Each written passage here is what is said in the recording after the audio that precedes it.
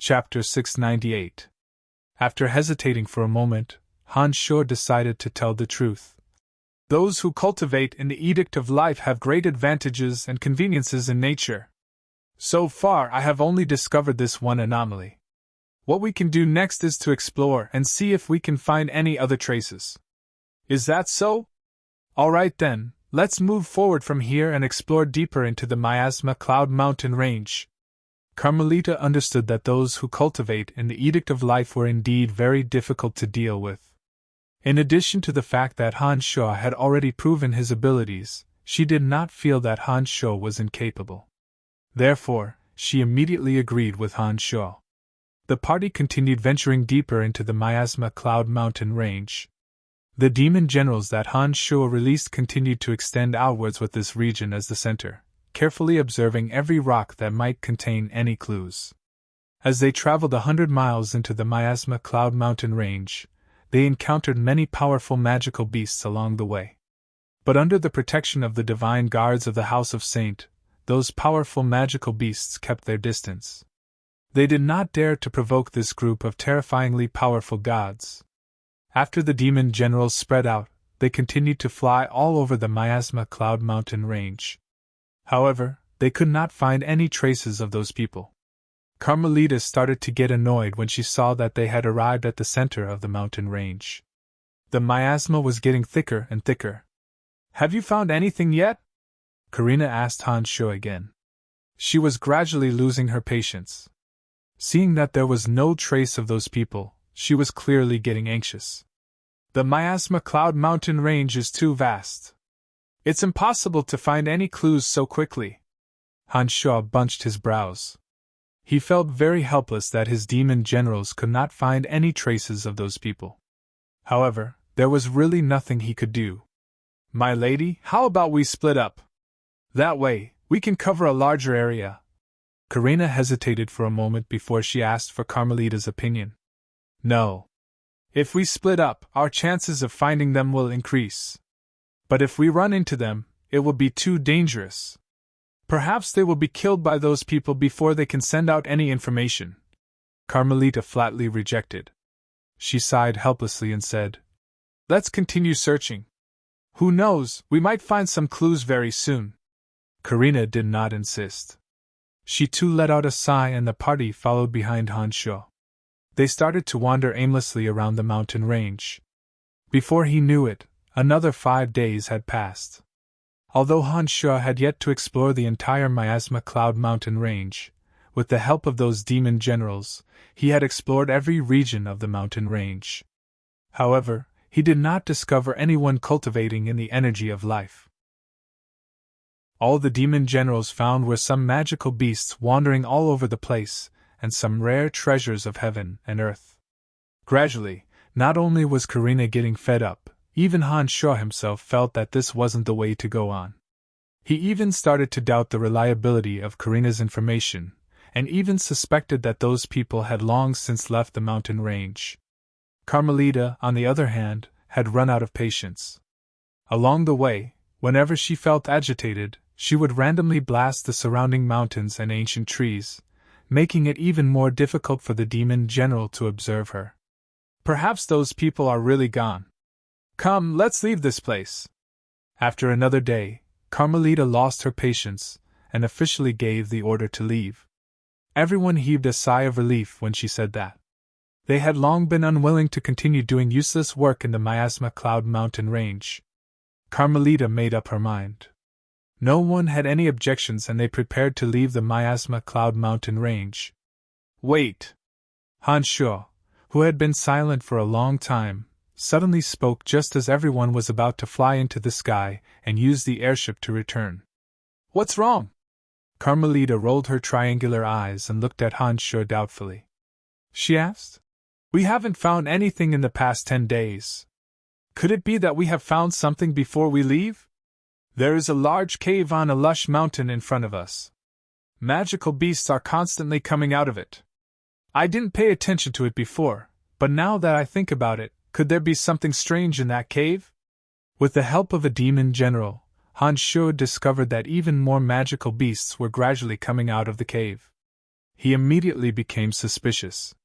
Judging from the behavior of those magical beasts, it seemed that they had been chased out by force.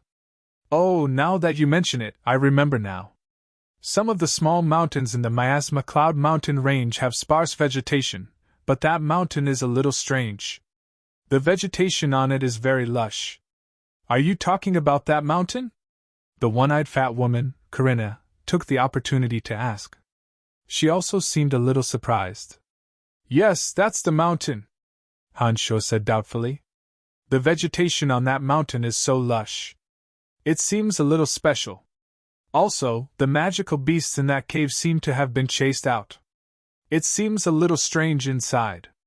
We have explored so many places in the Miasma Cloud Mountain range, but we haven't found any traces.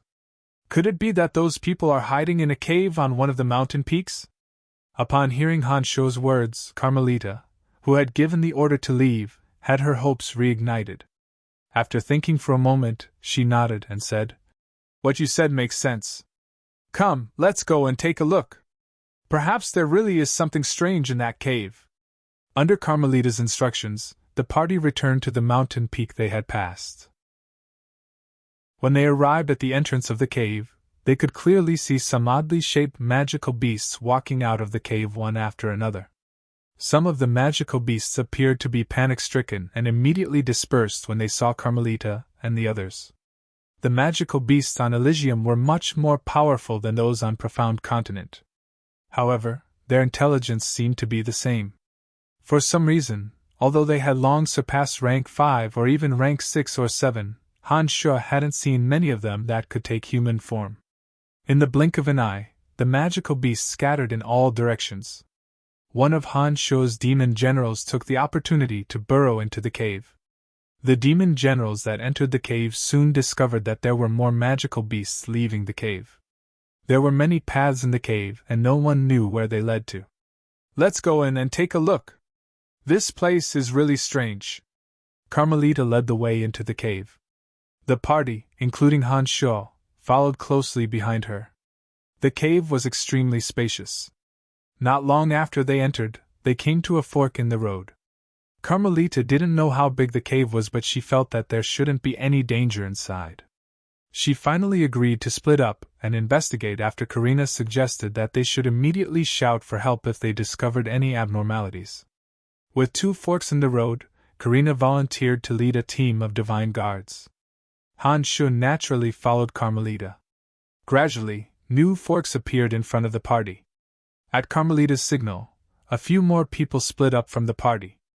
As more forks appeared, the number of divine guards around Hansho gradually decreased. In the end, only Hansho, Carmelita, and 2 divine guards continued to advance. At this point, they didn't run into any more forks. The other demon generals that were roaming around the Miasma Cloud Mountain range entered the cave one after another. They wandered around the complicated cave. Some followed Corinna, some followed the other divine guards, and 2 scouted ahead for Hansho. The magical beasts they encountered along the way would attack any living being that approached them with all their might. However, against the divine guards, the magical beasts didn't stand a chance. One after another, they were slaughtered in the spacious cave. Suddenly, with the help of one of the demon generals scouted ahead, Hansho discovered that there was an enormous lava cave at the end of the cave. The rocks were like red-hot soldering iron. They carried an astonishingly high temperature, and were dripping with magma-like red liquid. Faint smoke would rise from the rocks when they touched the ground. The temperature was astonishingly high. Demon generals were cold-blooded by nature. Even they couldn't withstand the high temperature, and didn't dare to venture too deep. However, through the observation of his demon general, Hansho discovered that there seemed to be some sort of peculiar aura ahead of the lava cave. It was as though someone had formed a chilling aura to expel the heat from the lava cave. Among the party that followed Carmelita to the Miasma Cloud Mountain range, none cultivated in the energy of water.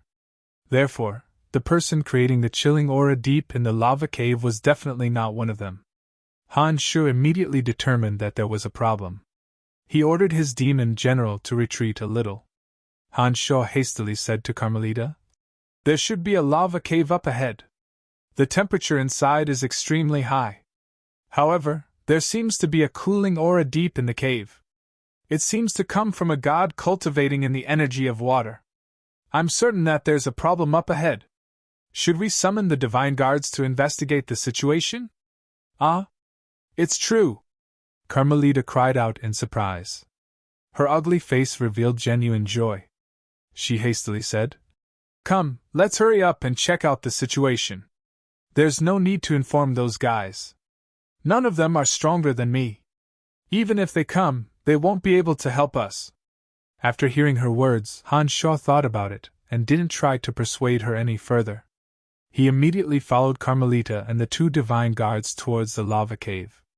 With a precise destination in mind, they soon arrived at the demon general's location. As soon as Carmelita stood there, she let out a cold groan and said, "As expected, Brian, you were right. There are indeed people cultivating in the energy of water in there. Recently, the ice goddess and the goddess of nature, god of light, have been very close. It's normal for them to have people cultivating in the energy of water in their party. Right, Brian, you can retreat for now. I will go in and finish them all off." In Carmelita's eyes, Han Shaw's strength was meager. A low god couldn't even be considered cannon fodder in such a situation. Carmelita, this ugly girl, still cared about Han Shaw's life and death at such a time. This touched Han Shaw's heart. He nodded and said, "I understand." Upon finishing those words, Han Shaw did not advance but retreated instead. He assumed a posture of "I'm going to retreat immediately." After pursuing for so long, Carmelita finally discovered traces of her enemies. In her anxiety, she immediately charged into the depths of the lava cave. As she possessed high god strength, she naturally formed a field of destruction around her, isolating all the high-temperature red liquid that dripped down from the lava cave. The two divine guards that came with Carmelita also entered the lava cave very conscientiously. They formed their domains of divinity, and utilized the divine energy around them to resist the dangers of the lava cave. They quickly disappeared from Han Shaw's sight. When all three of them had rushed into the lava cave, Han Shaw unhurriedly brought out the metal elite zombie and opened up an additional passageway that led straight into the lava cave. From another secluded corner, the metal elite zombie reached the depths of the lava cave. Han Shaw's demonic body was impervious to fire and water. Therefore, he wasn't affected by the high temperature of the lava cave. Through the small hole that metal elite zombie made, Han Shaw could observe the situation in the depths of the lava cave. When Han Shaw took a closer look, he discovered that an intense battle was going on inside the lava cave. The two divine guards that had charged into the lava cave had been killed. Their corpses were not far from the small hole that Han Shaw had made. At this moment, the incomparably ugly Carmelita was being besieged by two experts. Although she was attacking in a frenzy, Han Shaw could see that she was gradually losing ground. One of the two experts besieging Carmelita was a spirited old man holding a withered wooden staff in his hand. He cultivated in the energy of life.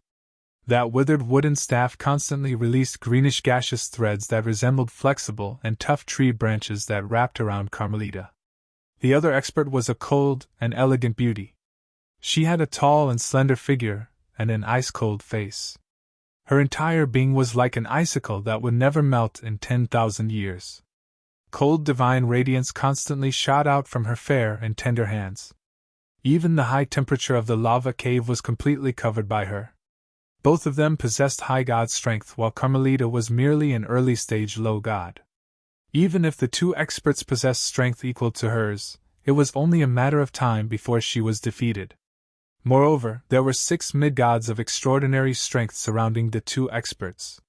They stood in a 6-pointed star formation and appeared to be preparing to assist the two high gods with some sort of magical formation. Carmelita looked as though she had gone insane. Her face was hideous and terrifying.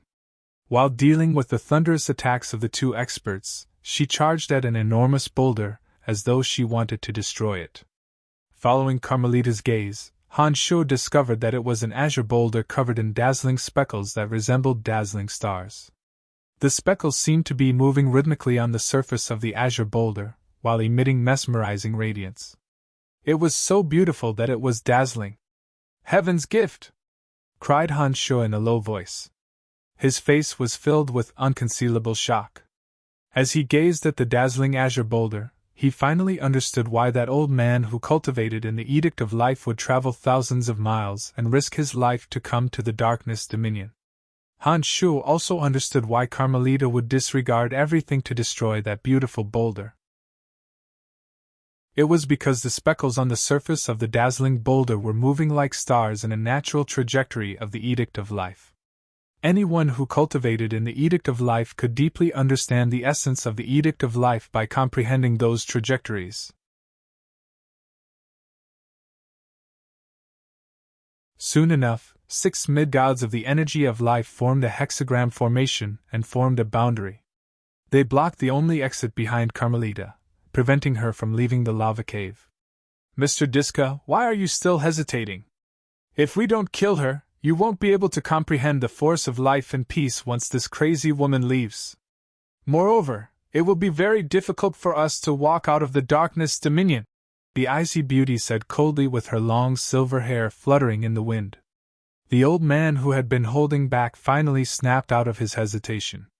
Perhaps the allure of the Heaven's Gift was too great, but even he, a cultivator of the energy of life, who had never put his life on the line, had no choice but to unleash his full strength at this moment. In this way, Carmelita, who was already exhausted, was in an even more dangerous situation. Under the entanglement of the old man's green twig-like strands of energy, the cold, white-haired beauty repeatedly sent ice divine energy into Carmelita's body, breaking through the defense of Carmelita's destructive force field. Carmelita's footsteps began to stagger. The 6 mid-gods who had constructed the boundary were firmly guarding the only entrance. Not only was the lava cave incomparably sturdy, it was practically impossible for her to break through the thick layer of rock to escape. Soon, Carmelita fell into a real crisis.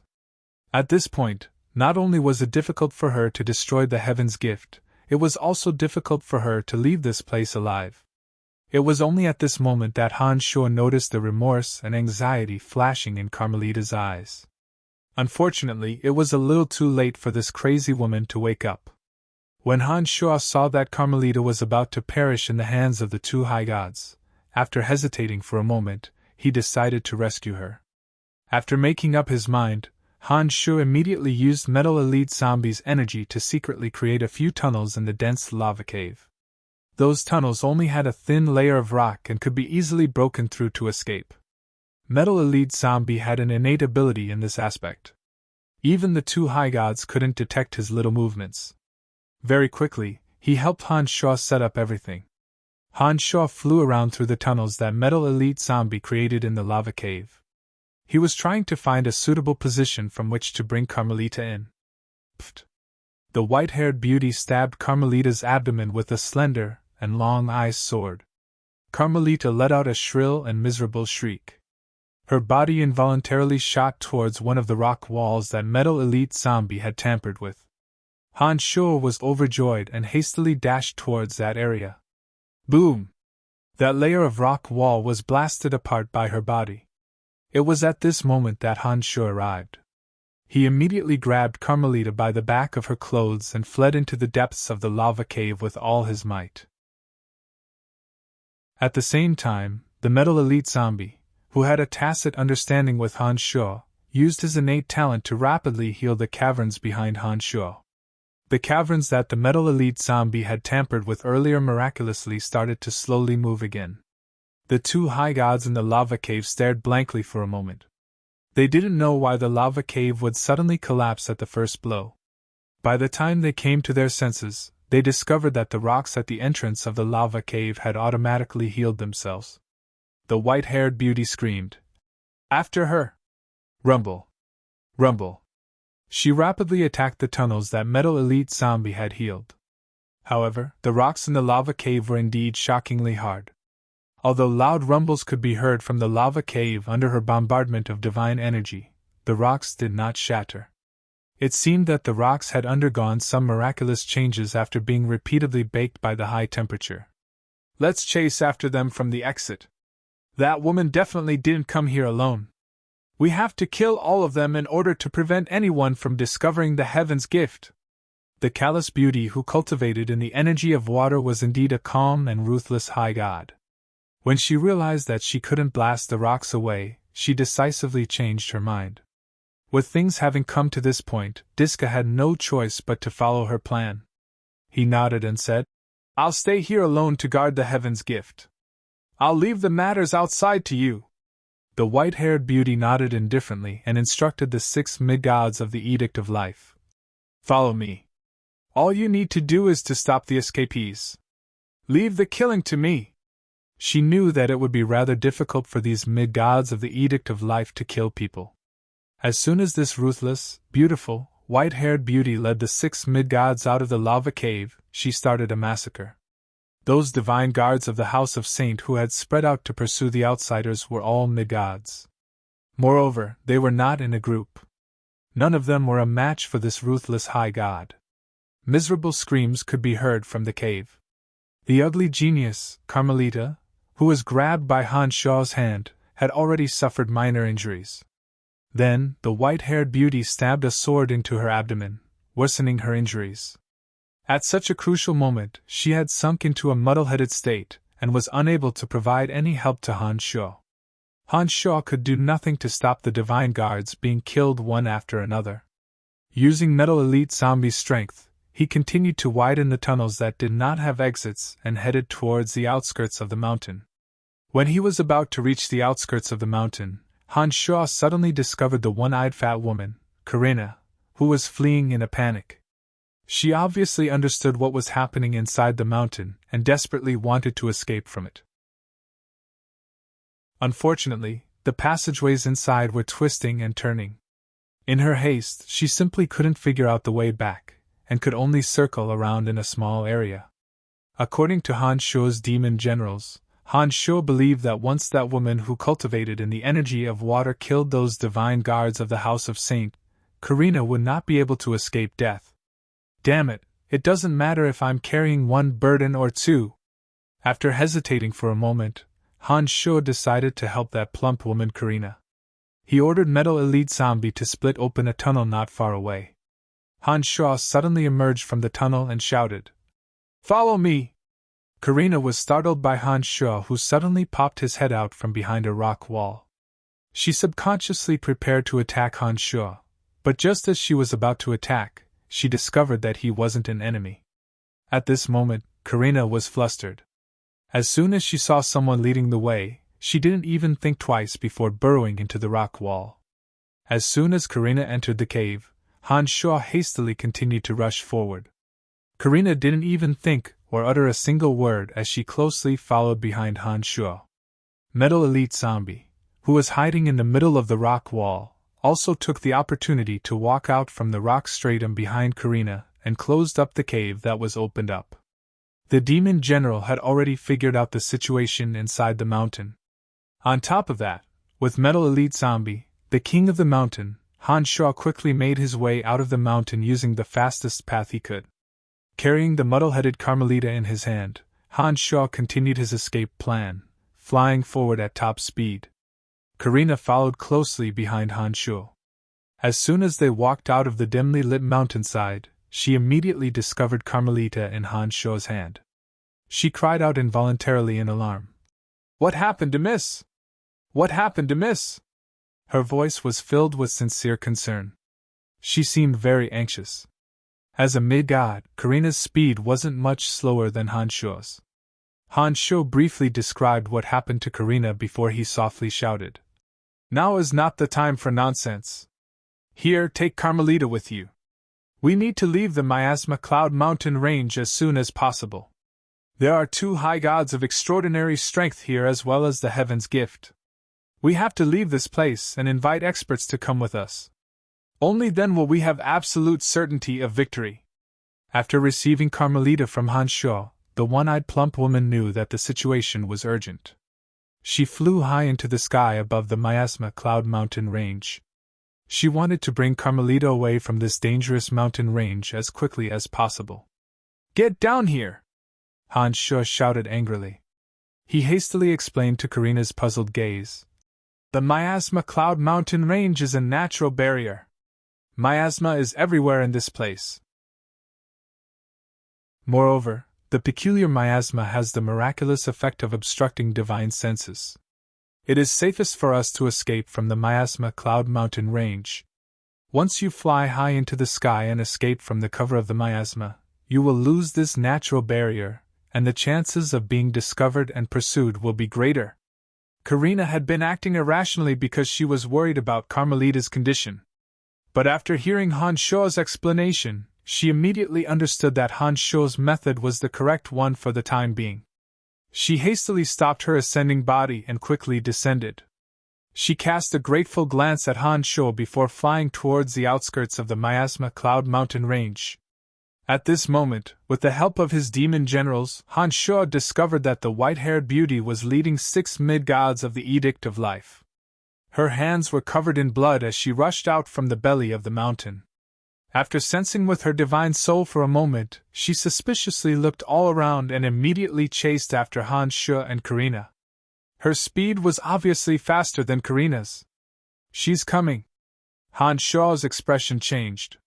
He hastily said to Karina, who was running in a panic, "Follow me. Do not destroy any vegetation.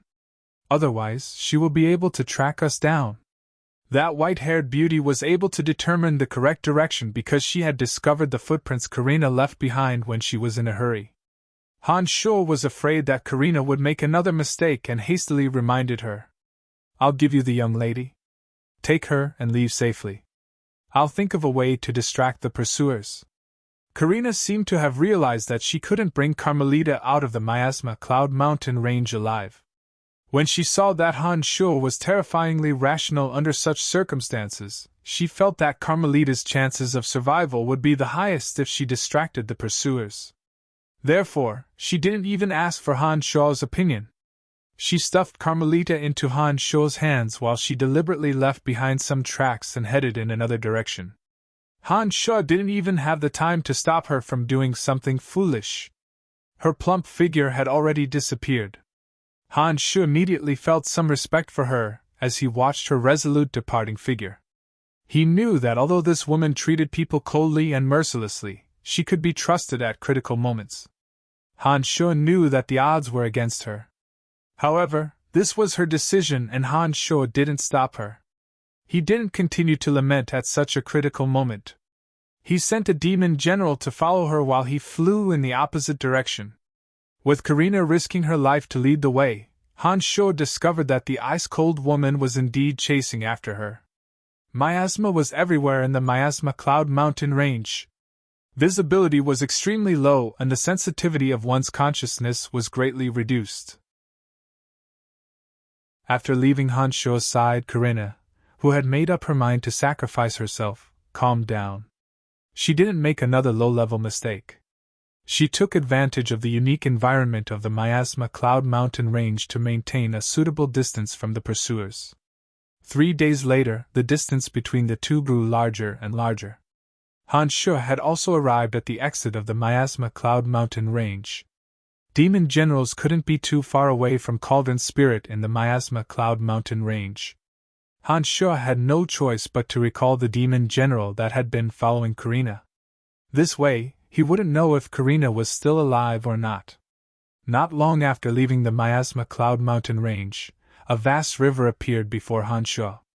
Without much hesitation, Han Shuo brought the still muddle-headed ugly girl, Carmelita, and sprinted at full speed. Without anyone spying on them, Han Shuo used his demonic yuan to activate the art of the demonic ninth heavens and increased his speed to the maximum. It took them half a day to cross the river and arrive at a swamp. Oh God! It was only then that Carmelita, who had been muddle-headed for the past few days, gradually regained consciousness. Her lifeless eyes gradually regained their luster. Carmelita's divine soul had adjusted from that state. At this moment, Han Shuo took the opportunity to place Carmelita on a mud mound at the center of the swamp. He maintained a distance of a few steps from Carmelita and waited for her to fully awaken. The reason why Carmelita was muddle-headed was because Diska's life energy had affected her divine soul and bound her life energy. In addition to the heavy injuries inflicted on her divine body by the icy beauty, she had only just regained consciousness. What is this place? Why are you the only one here? Where are the others? Finally, Carmelita slowly opened her triangular eyes. She saw Han Sho not far away and asked with a frown. Han Sho let out a faint sigh and said, "They should all be dead. Even Karina might not have survived." Sigh. After letting out a sigh, Han Sho recounted what happened in the Miasma Cloud Mountain range to Carmelita. She listened attentively to Han Sho's narration. Although she wore a wooden face, Han Sho discovered sorrow in her triangular eyes. All dead, all dead. Even Karina is dead. It's my fault. I didn't expect that two high gods would come. If I hadn't acted rashly, they wouldn't have died. Carmelita's triangular eyes were filled with tears as she muttered to herself. Although this woman was a little ugly, when Han Sho saw her heartfelt sorrow for those who died, he felt that she was a pretty good leader. It was at this moment that Han Sho felt that he should do something. After thinking for a moment, he said in a deep voice, "It's not your fault. You don't have to blame yourself. Besides, this isn't the time for you to blame yourself. We should return to the City of Shadows as soon as possible and mobilize the experts in the city to eliminate those people in the Miasma Cloud Mountain range. We should destroy the Heaven's Gift in that mountain. That's right. I want them to pay with their blood. Those people can forget about leaving the Miasma Cloud Mountain range alive." Carmelita roared furiously. She stood up all of a sudden and was about to return to the City of Shadows as fast as she could. However, when she stood up, she suddenly let out a muffled groan. She noticed that the wound on her abdomen had been bandaged. "You were the one who bandaged it for me? And you were the one who dragged me out from the mountain?"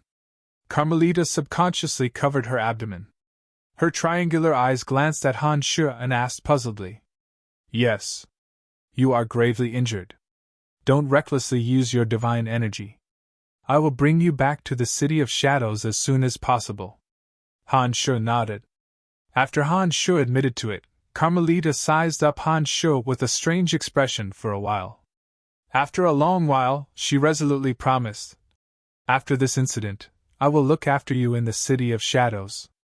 No matter who you offend in the City of Shadows, I will help you. Even if you have a conflict with Donna, I will support you.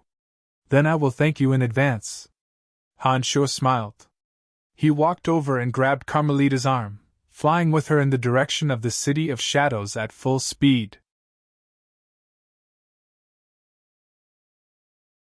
Chapter 700. Carmelita was gravely injured. Naturally, Han Sho took care of her along the way. With the medicinal pellets he personally refined, Carmelita's wounds healed very quickly. Even the frigid air in her body was slowly diluted by the medicinal pellets.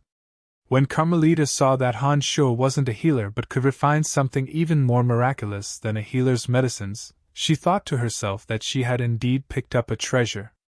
As a gravely injured person, she could best appreciate the miraculousness of Han Sho's medicinal pellets. She kept staring at Han Sho all the way and asked him questions about them.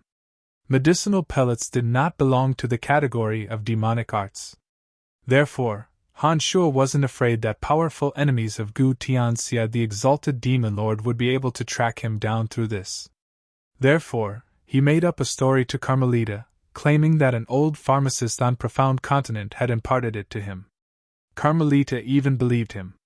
So it turned out that even low-level material planes had wondrous people. As the Miasma Cloud Mountain range was too far from the City of Shadows, Han Sho had to fly with Carmelita for half a month. During this time, Carmelita and Han Sho got along very well.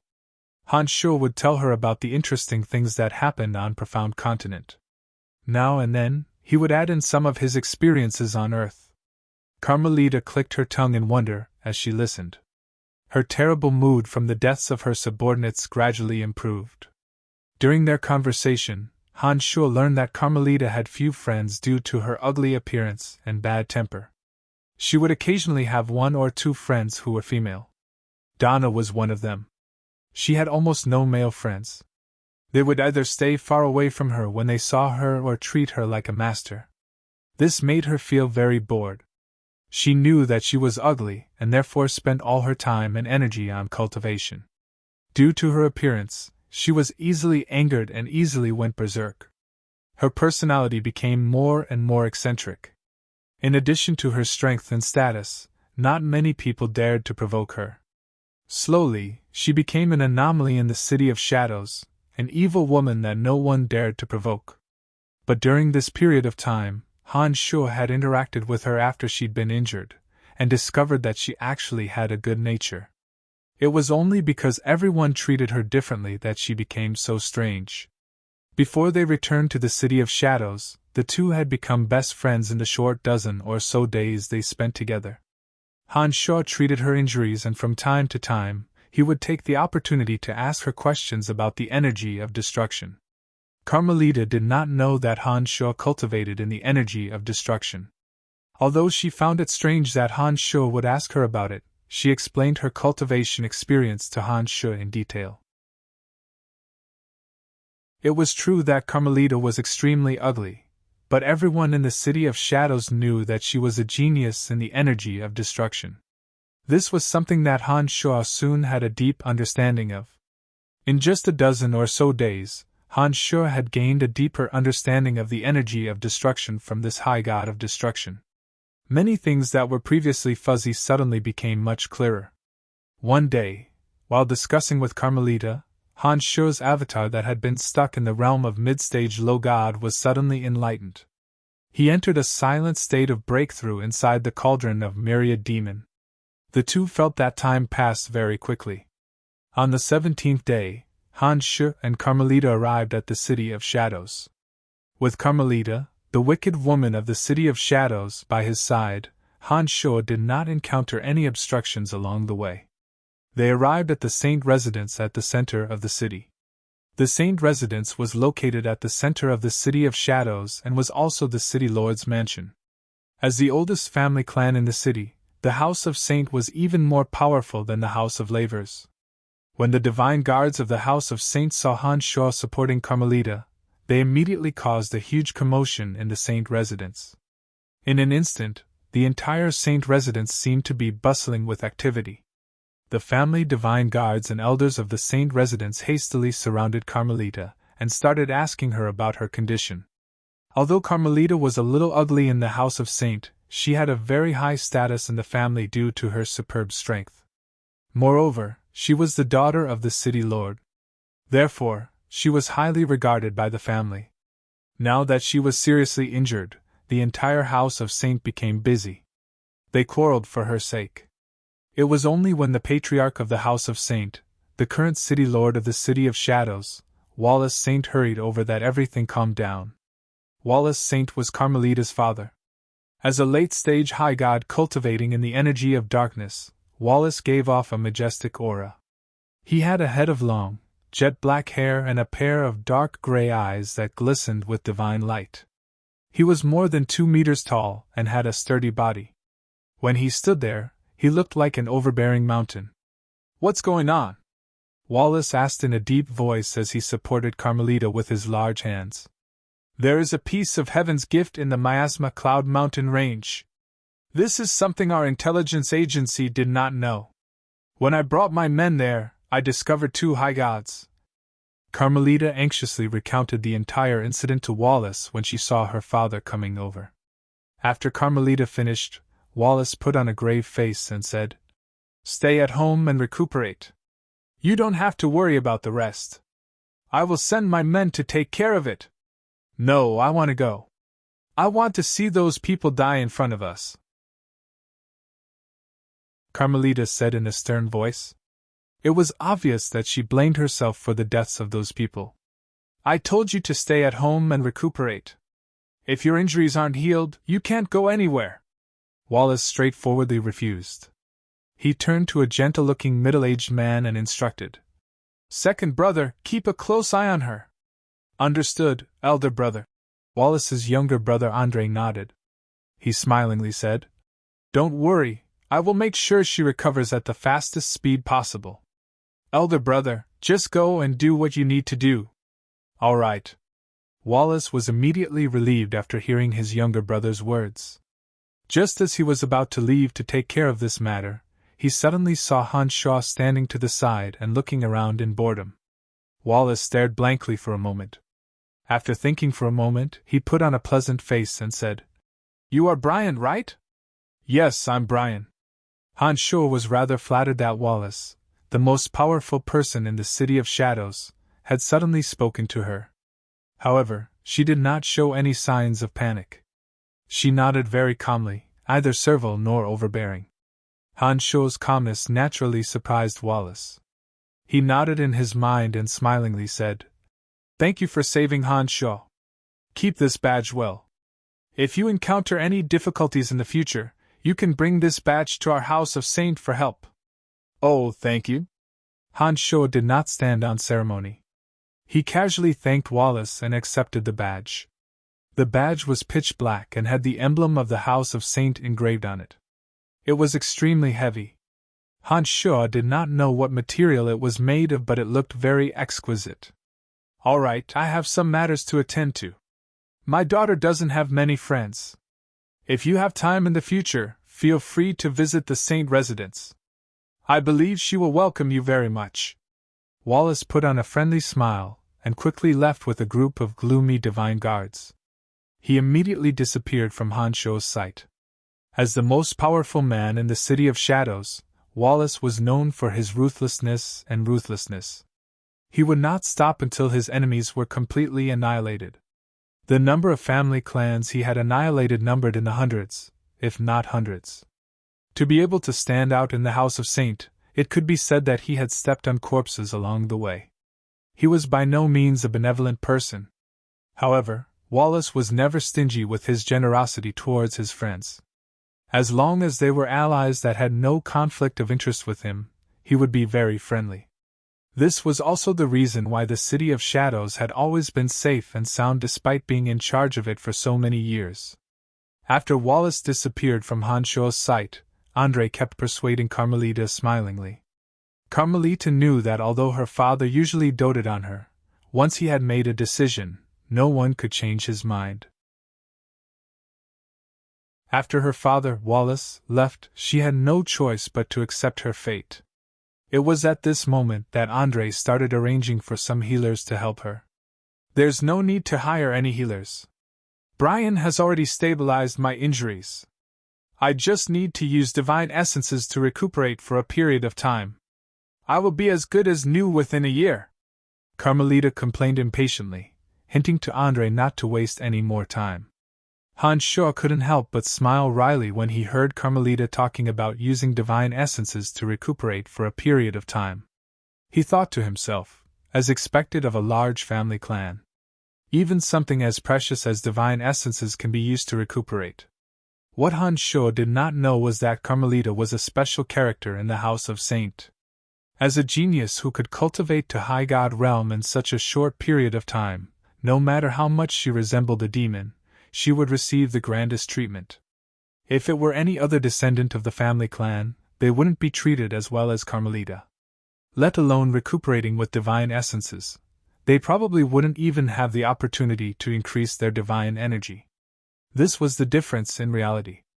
Andre obviously didn't trust Hans Shaw too much.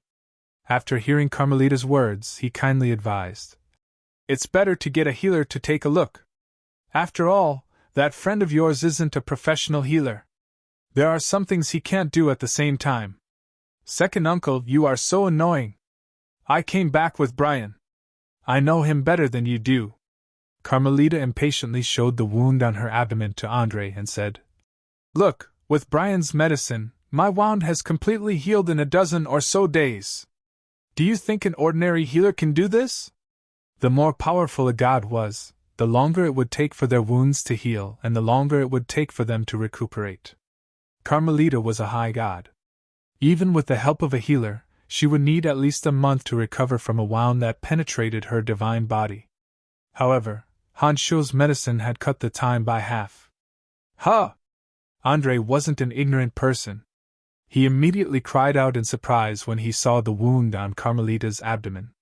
He looked at Hans Shaw with some disbelief and asked, Brian, you are Brian, right?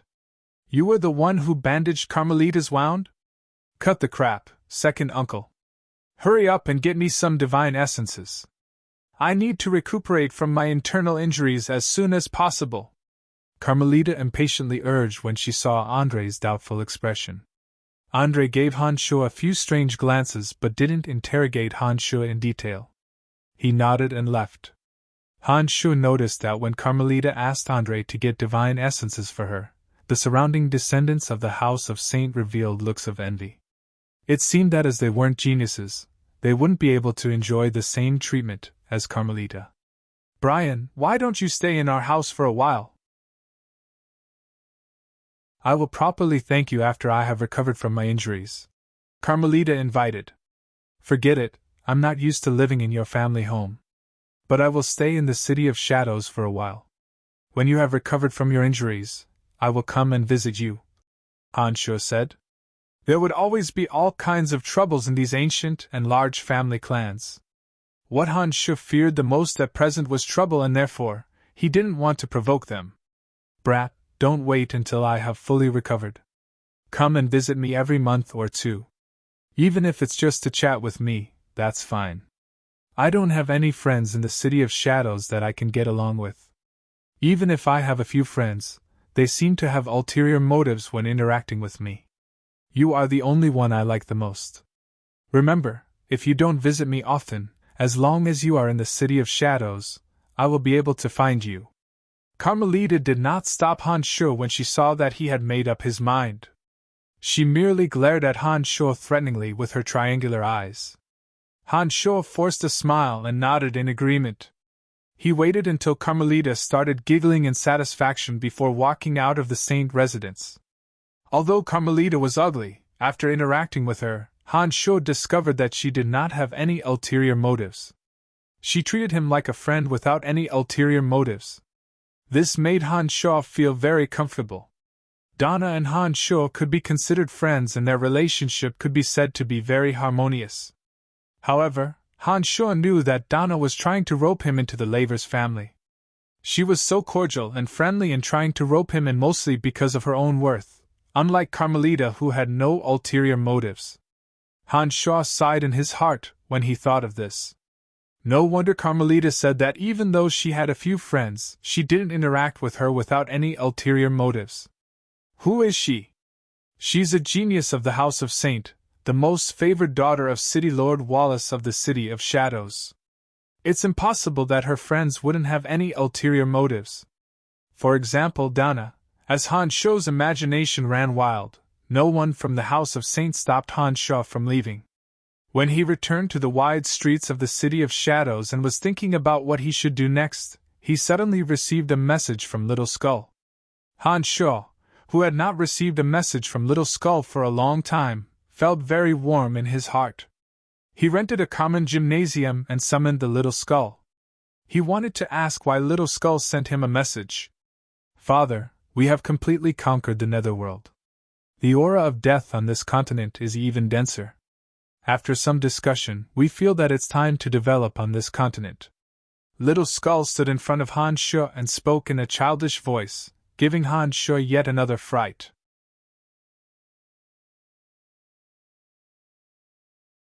Chapter 701.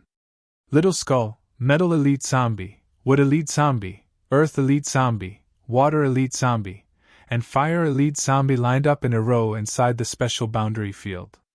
The 6 new lifeforms that had gained intelligence were looking at Hansho with eyes brimming with anticipation, waiting for Hansho's opinion. Among the 6, Little Skull was a low god cultivating in the energy of death and had reached the mid-stage low god realm. Wood Elite Zombie, Fire Elite Zombie, Earth Elite Zombie, and Water Elite Zombie, due to the fortuitous encounters they had ascended to the mid-stage low god realm. Wood Elite Zombie, who had obtained the energy from the Tree of Life, had also reached the mid-stage low god realm, just like Little Skull. Apart from Metal Elite Zombie, the strength of the 6 had increased by an astonishing amount. In addition to the transformations they had undergone after absorbing the energy of gods, each of them possessed the innate talent of their own element. They were born with the ability to utilize the energy of metal, wood, water, fire, and earth. With this talent, they could cultivate in the energy of various elements. Hans Shaw dared not imagine what they would become in the future. The elemental energies on Elysium were so dense that it was indeed a suitable place for them to cultivate. However, there were too many factions on Elysium and many places were filled with dangerous battles. Although the 6 of them had gained intelligence, Hans Shaw was still worried. Besides, they could not all stay with him. Otherwise, it would not be a pleasant thing for both them and Hans Shaw. Hans Shaw was in a dilemma. He was hesitant as he did not know how to decide whether the 6 should stay or leave. "Father, we have thought it through. We want to venture outside by ourselves. Don't worry, after staying in the netherworld for so long, we know how to deal with danger. We also understand the situation on this continent. Just let us go and let us go," suggested Hans Shaw. Little Skull had been with Hans Shaw for the longest time and was the one who had evolved the fastest in the party. When he saw that Hans Shaw was in a dilemma, he suggested, "How can I do that? How can I do that? This place isn't like the netherworld. Experts are everywhere on Elysium. A lone ranger could very well encounter unimaginable dangers. How can I be at ease?" Hans Shaw had a terrible headache. Hans Shaw had poured too much emotion into these 6 new lives. Every time he thought of the dangers they might encounter, he wanted to keep them in the netherworld forever. "Father, we can only grow when we encounter danger. Don't worry, Father. We all have innate abilities. As long as we live in a suitable place, we will be able to escape from danger.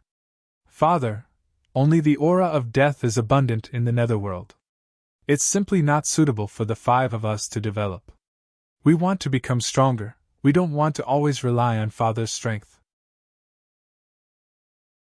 We've all grown up," the Earth Elite Zombie said loudly as he rubbed his head and puffed out his chest.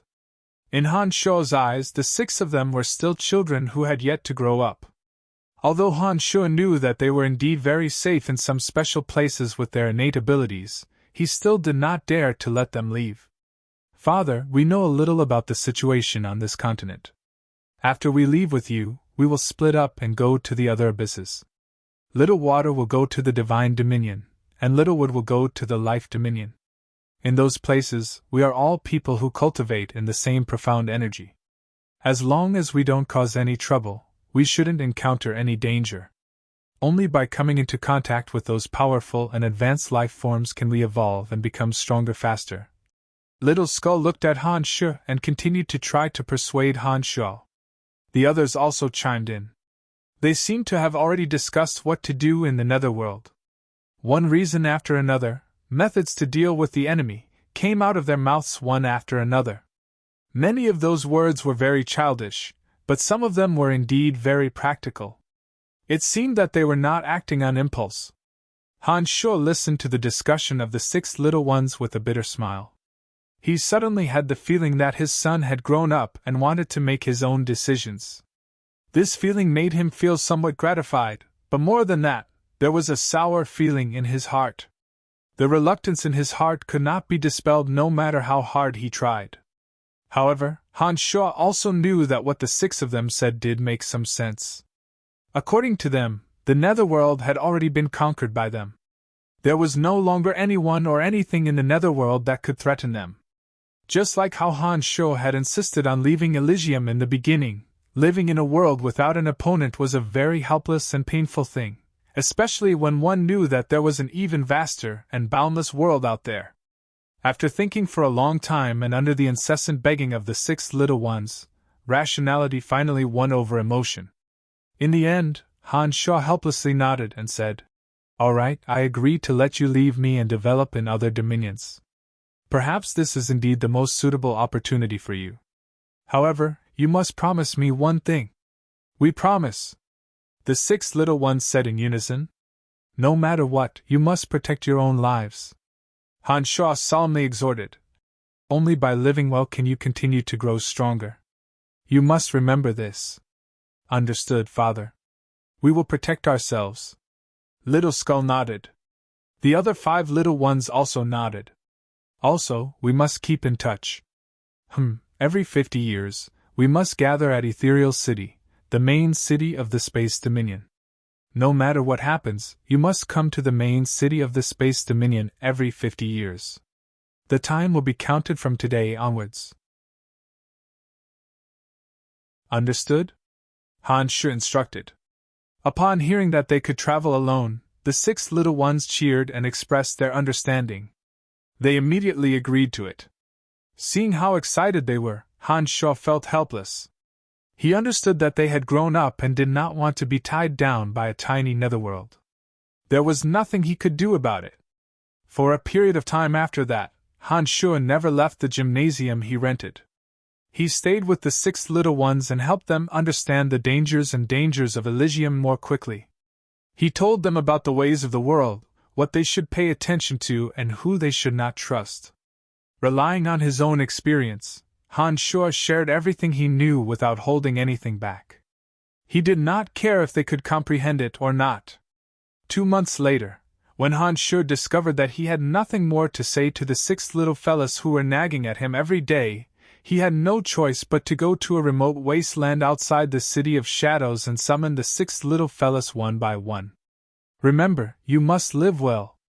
Before they parted, Han Shu exhorted them again and again. Even he himself felt that he was becoming more and more like a long-winded old man. After listening to Han Shu's lecture for 2 months, the 6 little ones put on bitter faces when they saw that Han Shu was about to give up. They looked at Han Shu pitifully and begged Han Shu to stop. Anyways, remember everything I've said. Remember every single one of them. Protect yourselves and don't stir up trouble for me. Han Shu's mouth was parched from talking so much that he finally stopped. He waved his hand and said a bit desolately, Go.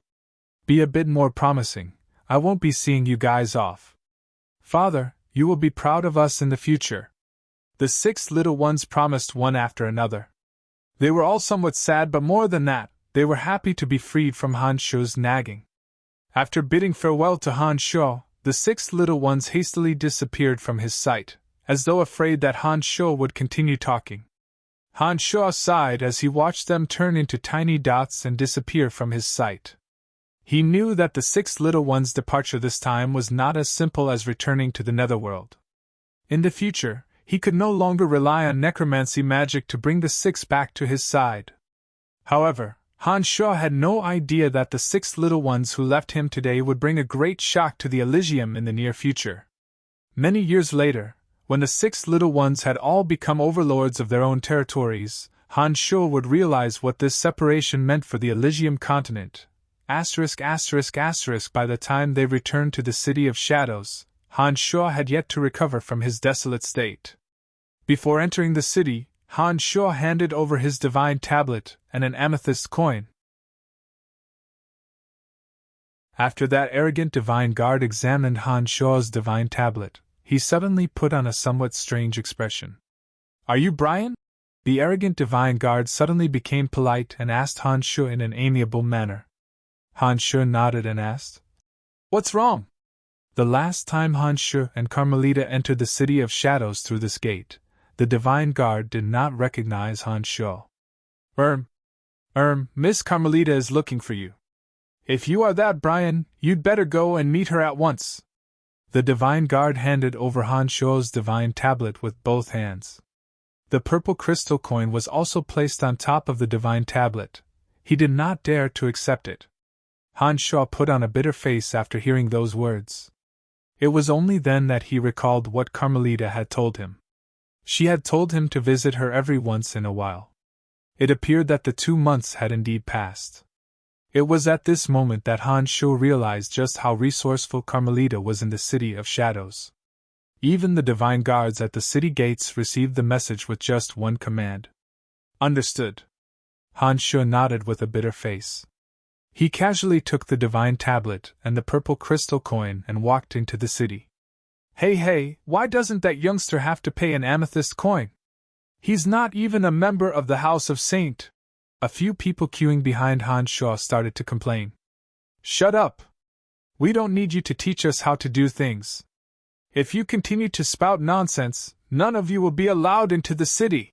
The divine guard, who had been polite and amiable towards Han Shuo, suddenly put on a cold face and shouted irritably.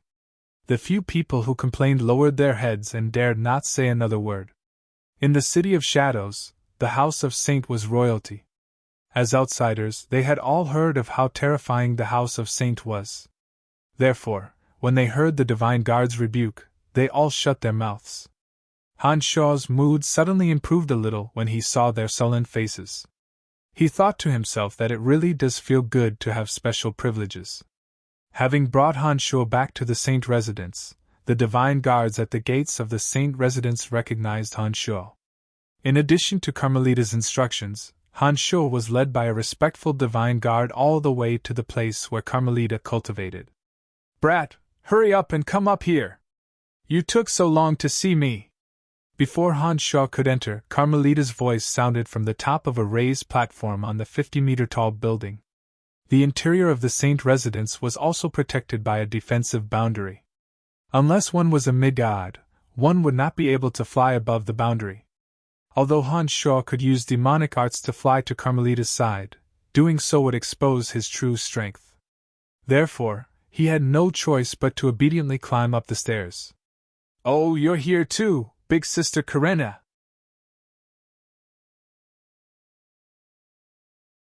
she said casually. "Forget it, since you have come to see me, I have a great deal to recommend to you." "What deal?" Han Shuo was stunned. "The medicinal pellet you gave me last time was very miraculous. I have mentioned it to my second uncle, and he is also very interested in that medicinal pellet of yours. The descendants of our family clans in the City of Shadows are sent to all sorts of places to carry out missions from a young age. Injuries are unavoidable. With that medicinal pellet of yours, our chances of survival will increase by a lot. I have discussed it with my second uncle, and we have officially invited you to become the ace pharmacist of our House of Saint." "Not interested. I don't want to be bound by any large family clan, not even your House of Saint." Han Shuo shrugged and rejected this opportunity that many people dreamed of. "Ha, I knew you would refuse." Carmelita laughed heartily and said, "That's more like it. Joining a large family clan requires you to abide by many rules, but some fools just have to squeeze their way in." Actually, what I really meant was for my second uncle to order those medicinal pellets from you. You can also open a shop like this in the City of Shadows, and I will advertise it for you. You will definitely make a lot of money. In the City of Shadows, as long as you have money and power, as well as some contributions, you can establish a small family clan of your own. With my protection, no one will dare to do anything to you. Why do you have to suffer the stink of others?" It seemed that Carmelita had already thought of everything for Han Shuo. She really wanted to repay Han Shuo for saving her and Karena's life. She had very meticulously thought out every step for Han Shuo. Han Shuo's eyes lit up after hearing Carmelita's words. He was truly tempted.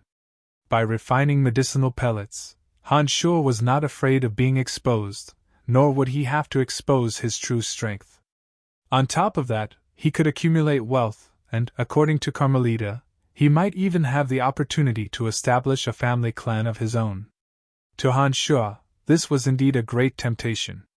Han Shuo had promised Emily and the others that he would bring them to Profound Continent once he had established himself on Elysium. Han Shuo had quite a few friends on Profound Continent. After learning about the convenience and unique advantages of cultivation on Elysium, Han Shuo was even more eager to improve the strength of his friends and family. If Han Shuo could truly establish himself in the City of Shadows, accumulate wealth and power, and gain the qualifications to establish a family clan of his own, Han Shuo believed that his safety would be guaranteed by the House of Saint's strength and status in the city. With that, Emily and the others would be able to come to Elysium ahead of schedule. Carmelita saw that Han Shuo's eyes were glistening and knew that Han Shuo was tempted. With the thought of repaying Han Shuo, she struck while the iron was hot and said, "Don't worry, with your miraculous medicinal pellets, you will definitely achieve great things in the City of Shadows. As long as you accumulate enough wealth and make some contributions, I will beg my father to grant you the qualifications to establish a family clan. At that time, you can bring your friends over and use your wealth to recruit experts into your family clan.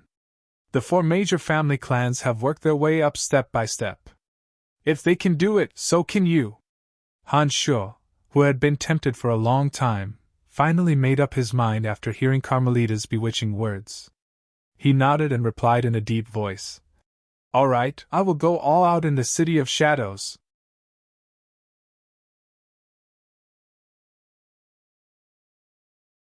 Chapter 702. Within a discussion hall of the Saint residence, Carmelita and Andre were engaged in a heated discussion. Han Shuo sat across from the two and listened to their conversation with a smile on his face. Second uncle, each of those medicinal pellets is worth at least 100 black crystal coins. Their effects are just too miraculous, Carmelita said in a deep voice. Lass, don't you know what 100 black crystal coins means? Why don't you know how to save it for the family? Andre shook his head with a bitter smile on his face. If I say it's worth 100 black crystal coins, then it's worth it. Don't you believe me, second uncle? Carmelita said in displeasure. At least wait until I see if the medicinal pellets are really that effective. I know that you have a good relationship with Brian, but you have to distinguish between work and personal matters. Andre sighed.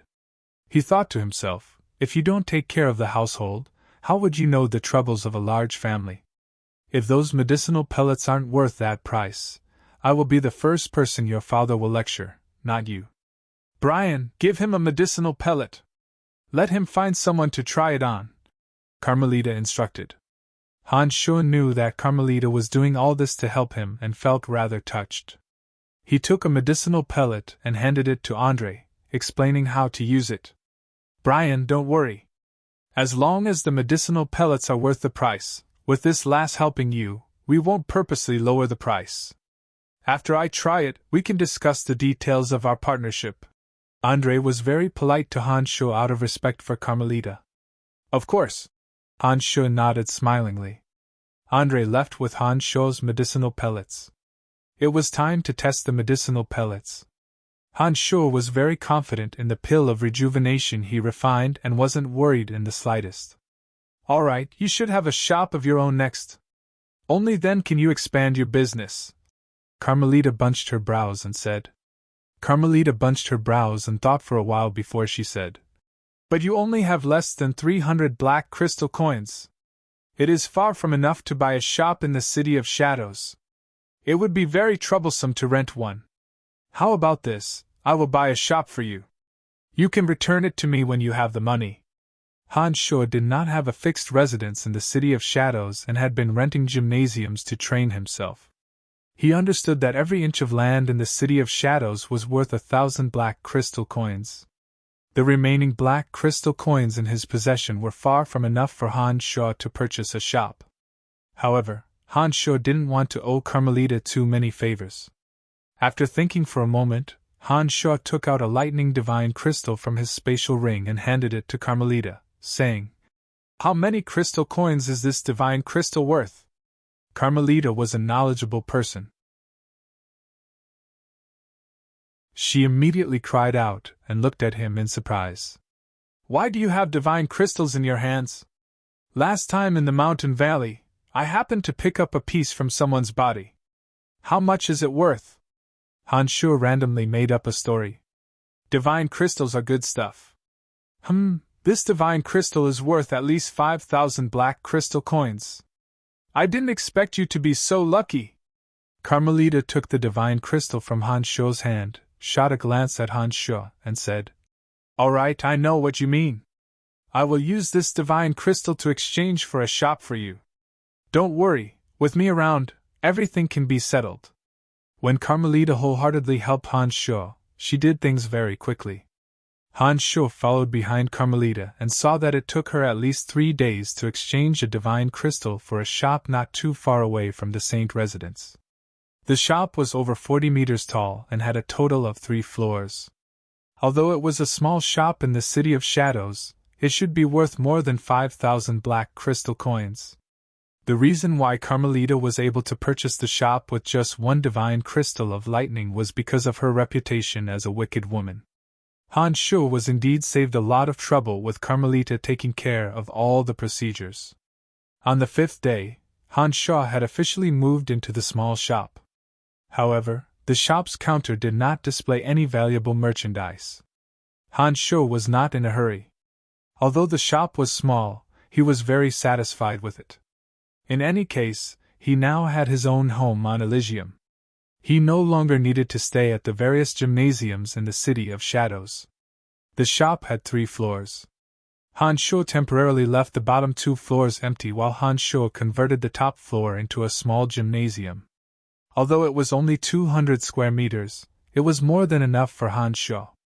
Everything was difficult at the beginning. Han Shuo, who had just started, was extremely busy. He first purchased some boundary towers and placed them on the 3rd floor. Carmelita helped him construct 2 boundaries to prevent the 3rd floor from being unable to support Han Shuo's cultivation.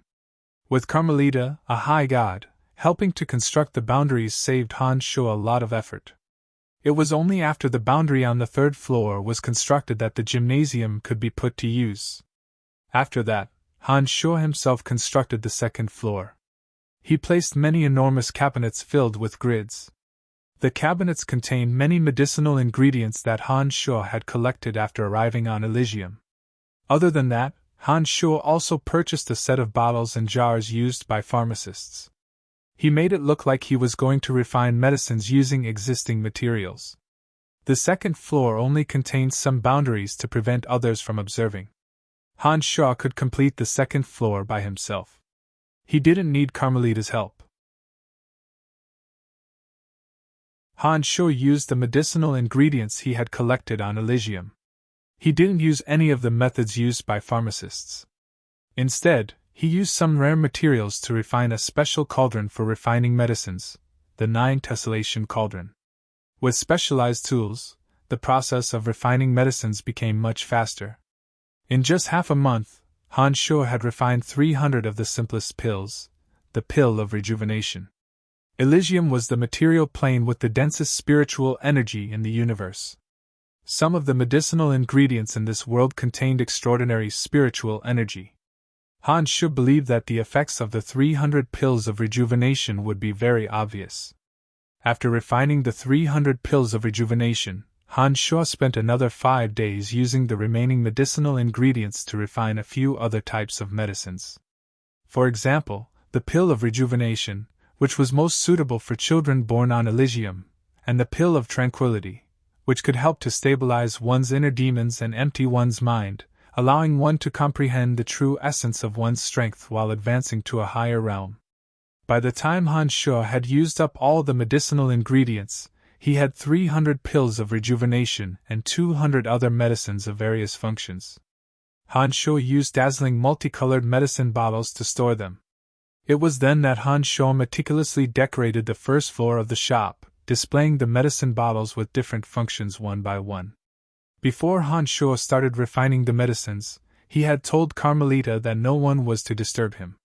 Therefore, Carmelita didn't come to visit Han Shuo during this period of time. After Han Shuo placed the medicine bottles on the 1st floor of the shop and opened the tightly shut doors, Carmelita and Andre came to visit Han Shuo 2 days later. Compared to the previous cold and courteous manner, Andre was much more cordial this time.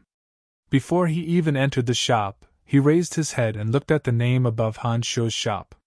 He laughed heartily and said, "Celestial Pearl Pharmacy. Haha, although the name is a little strange, it will definitely become famous in the future." Han Shuo was arranging the medicines according to their functions on the 1st floor.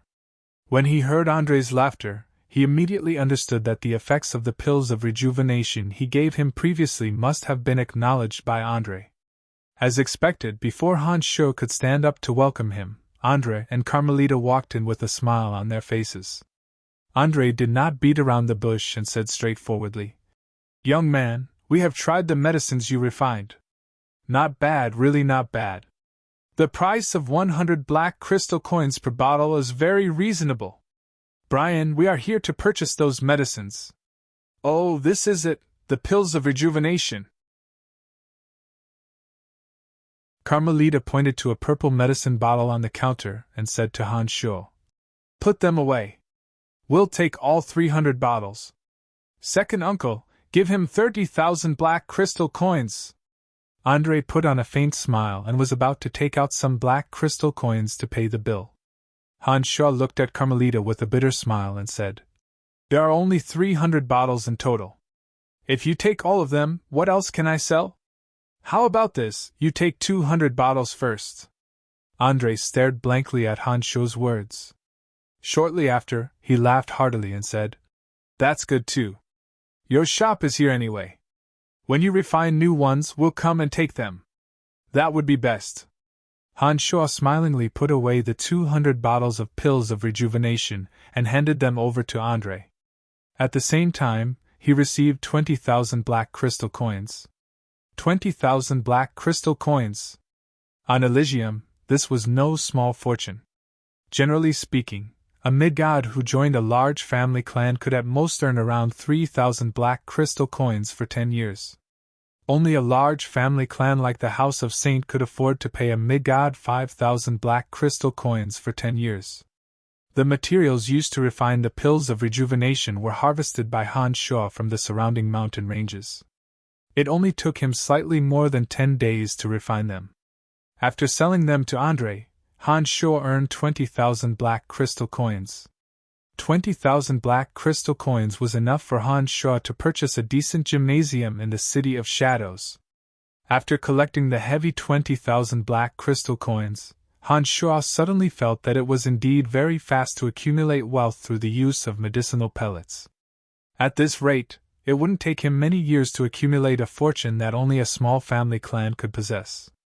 The sudden wealth that fell into his hands caused Han Sho's imagination to run wild. His heart started to soar. Hey, brat!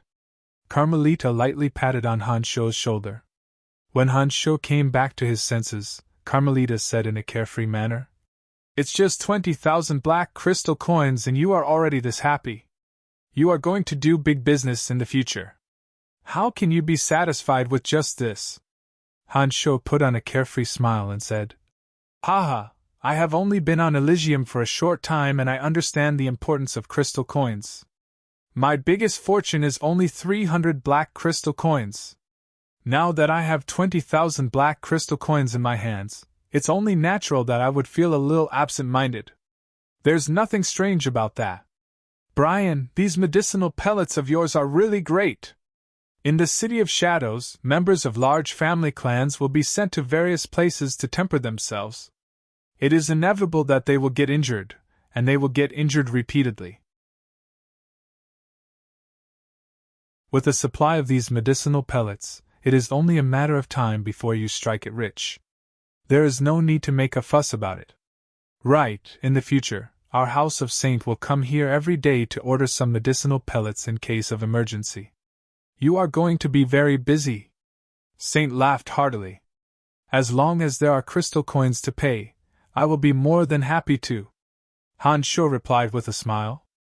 After thinking for a moment, he took out 3 vermilion medicinal pellets from his space ring. As soon as the pellets appeared, a fragrant aroma filled the air.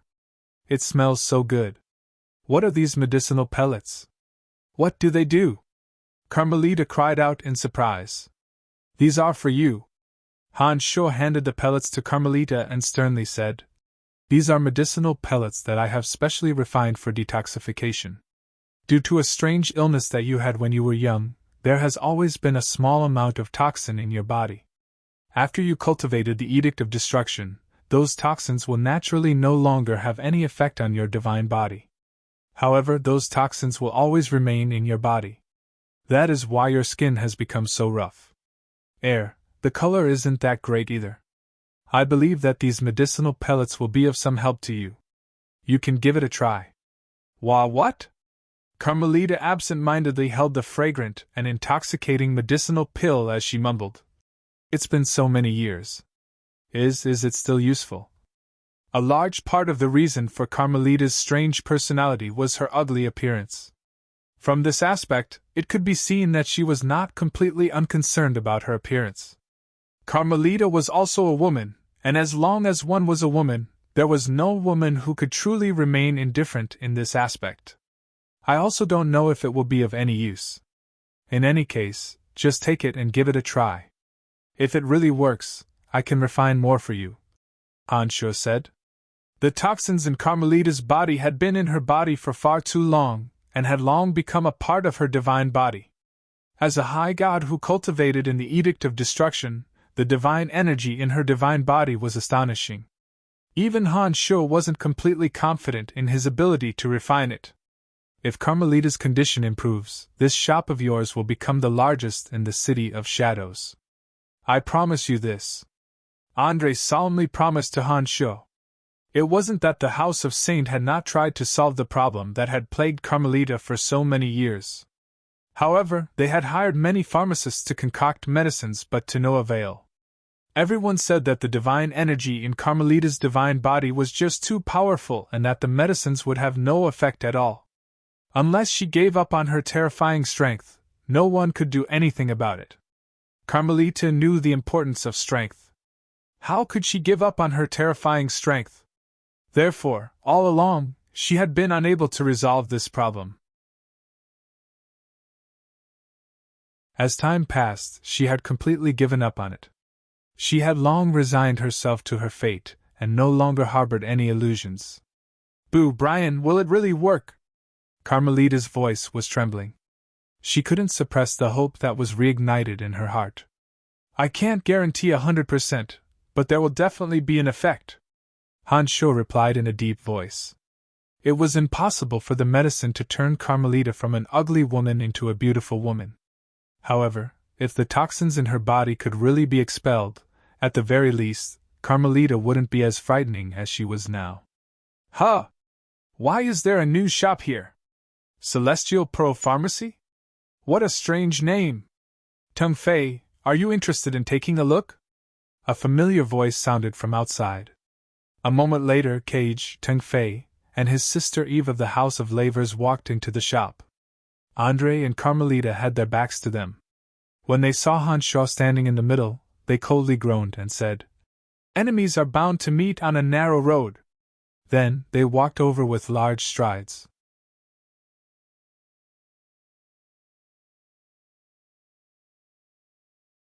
Chapter 703. Han Sho really did not expect such a coincidence.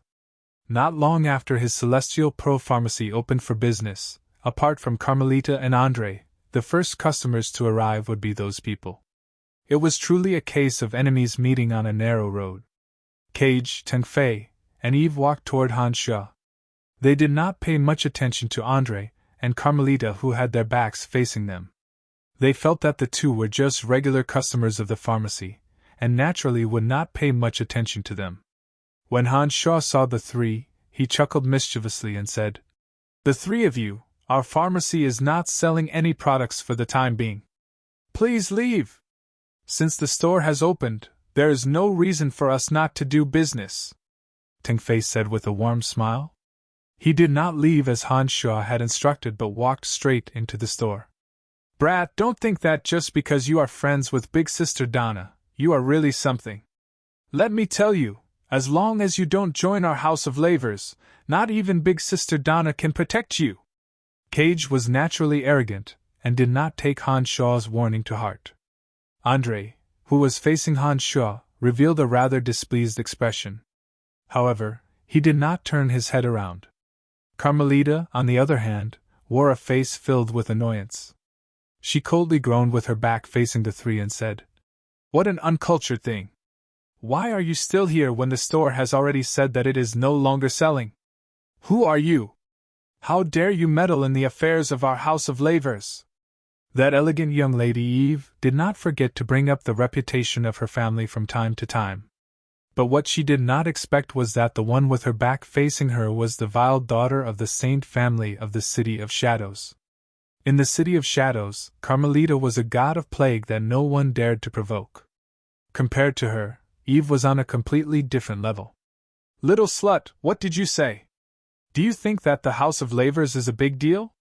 Since when did the City of Shadows belong to your House of Lavers? Carmelita turned around and swept her cold triangular eyes across Eve's body.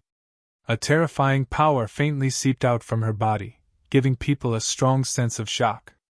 Carmelita's hideous, malevolent face was one of a kind in the City of Shadows. When she turned her head to glare at Eve, a terrifying aura suddenly emanated from her body. In addition to her terrifying appearance, Eve was so frightened that she immediately shrieked. Ghost! There was nothing more damaging to Carmelita than this sentence. Carmelita, who had only wanted to intimidate Eve, suddenly heard such provocative words come out of Eve's mouth. The pain in her heart felt as though it was being twisted by a sharp knife. Carmelita's silhouette flickered. Eve, who had shrieked, Ghost! Had her fair and tender neck grabbed by Carmelita. She was lifted into the air by Carmelita. With her triangular eyes looking at Eve, Carmelita coldly said, What did you just say? I dare you to say it again. Eve's legs were kicking and her face was filled with unconcealable fear. With her neck tightly gripped by Carmelita, she couldn't speak even if she wanted to. It was only at this moment that the terrified Eve realized who the woman in front of her was. When she recalled Carmelita, the fear in her heart intensified. Eve's brother Cage was sweating profusely. When he saw that his sister could be killed by Carmelita at any moment, he hastily knelt on one knee and begged. Miss Carmelita, my little sister is insensible. Please be magnanimous and spare her this once. Our House of Lavers has been loyal and devoted for so many years, helping the House of Saint in handling all sorts of government affairs in the City of Shadows. Please, for the sake of our House of Lavers, forgive us. Teng Fei, who came with the two, had long figured out who that malevolent woman in front of him was. He too felt rather restless. However, as he wasn't a citizen of the City of Shadows, his words carried no weight. He merely looked at Carmelita with a face full of astonishment, and did not dare to speak again. Ahem! Andre turned around and let out a light cough. He first bunched his brows and looked at the sweating Cage. Shortly after, he advised the furious Carmelita. The House of Lavers has indeed done a good job all these years. Although this young lady was in the wrong for offending you, just teach her a lesson but don't kill her. I know that I'm ugly, but for so many years, no one has ever dared to provoke me with such words. Little did I expect that I would meet someone who isn't afraid of death today. Hee hee. Very well, very well. You say that I look like a ghost? Very well then, I will make you look even more like a ghost. Carmelita laughed maliciously. A small knife had appeared in her hand out of nowhere. She was about to disfigure Eve's face. It was only at this moment that Han Shuo finally realized how domineering Carmelita could be. When he first heard about Carmelita's deeds, he was a little skeptical because when he was with Carmelita, he had only seen her good side. But now that he saw Carmelita dare to disfigure Eve of the Lavers family without hesitation, he finally understood why everyone in the City of Shadows was so afraid of this vile woman. Han Shuo sighed in his mind. He knew that he had no choice but to step in. No matter what this Eve was like, he couldn't just sit by and do nothing for the sake of Dana. Otherwise, an irreparable crack might form in his relationship with Dana. With a light sway, Han Shuo appeared beside Carmelita. Before Carmelita could tear Eve's soft skin with her small knife, Han Shuo's large hand unceremoniously slapped Eve's cheeks. Slap, slap, slap. Slap, slap, slap. A series of rhythmic slaps sounded. Eve's face was swollen like a pig's. Her cheeks were so swollen that anyone who saw them would want to laugh out loud. Look at her. Doesn't she look like a pig? Han Shuo smilingly said to Carmelita, who was holding the small knife in her hand. Carmelita's anger subsided considerably when she saw that the elegant beauty had been turned into a pig by Han Shuo's slaps. She couldn't help but chuckle mischievously and said, She really does look like a pig. She's definitely a real pig. Brian, you sure have some tricks up your sleeve. Both cheeks are equally swollen. Hee hee. Eve, who was terrified, was dizzy from Han Shuo's series of slaps. She was in a daze and had no idea what was going on. Her eyes were filled with confusion. All right. Don't be angry with this kind of person. I'll just chase them away. Han Shuo smiled as he spoke to Carmelita. He casually grabbed Eve from Carmelita's hand. Carmelita was in a better mood after seeing Han Shuo's actions. She no longer thought about disfiguring Eve with her knife. When she saw Han Shuo grabbing Eve, she let go without a second thought. Han Shuo inwardly heaved a sigh of relief. He grabbed the dizzy Eve from Carmelita's hand and shoved Eve toward the dumbfounded Cage.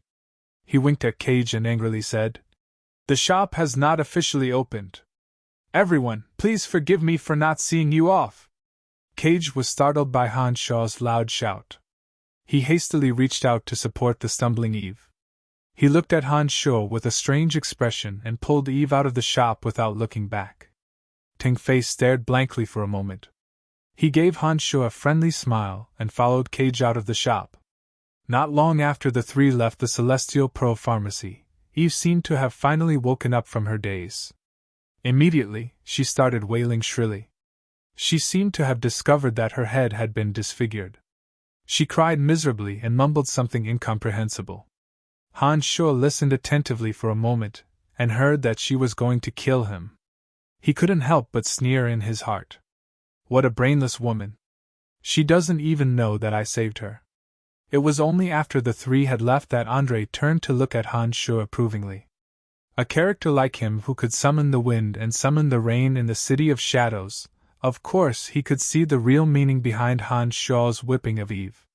The House of Lavers was also a large family clan in the City of Shadows. If Carmelita disfigured Eve just because of that, it would indeed appear that the House of Saint was bullying the weak. Han Shuo's sudden intervention could be considered to have indirectly helped Andre. Andre's impression of Han Shuo grew even more favorable. He thought to himself that although this youngster's strength was lacking, his way of handling things was remarkable. Serves her right. If you didn't treat her like a pighead, I would have turned her into a real demon. Carmelita was still fuming even after Eve had left. All right, the two of you have finished what you need to do today. Hee, you should also go back and test the effects of the medicine, so I won't keep you any longer. Han Shuo spoke very casually to Carmelita with a smile. Carmelita was concerned about the effects of Han Shuo's medicine. She immediately nodded and said, "I will try it immediately when I get back." Upon finishing those words, Carmelita excitedly thanked Han Shuo and returned to the Saint residence. She did not even bother about her second uncle Andre. Andre understood his niece's temperament very well and did not fuss over such trivial matters. After Carmelita excitedly walked out of Han Shuo's Celestial Pearl Pharmacy, Andre turned to look at Han Shuo smilingly, nodded, and said, "Young man, I really have to thank you for just now. If it wasn't for your quick-wittedness, that young lady would have been disfigured by Carmelita.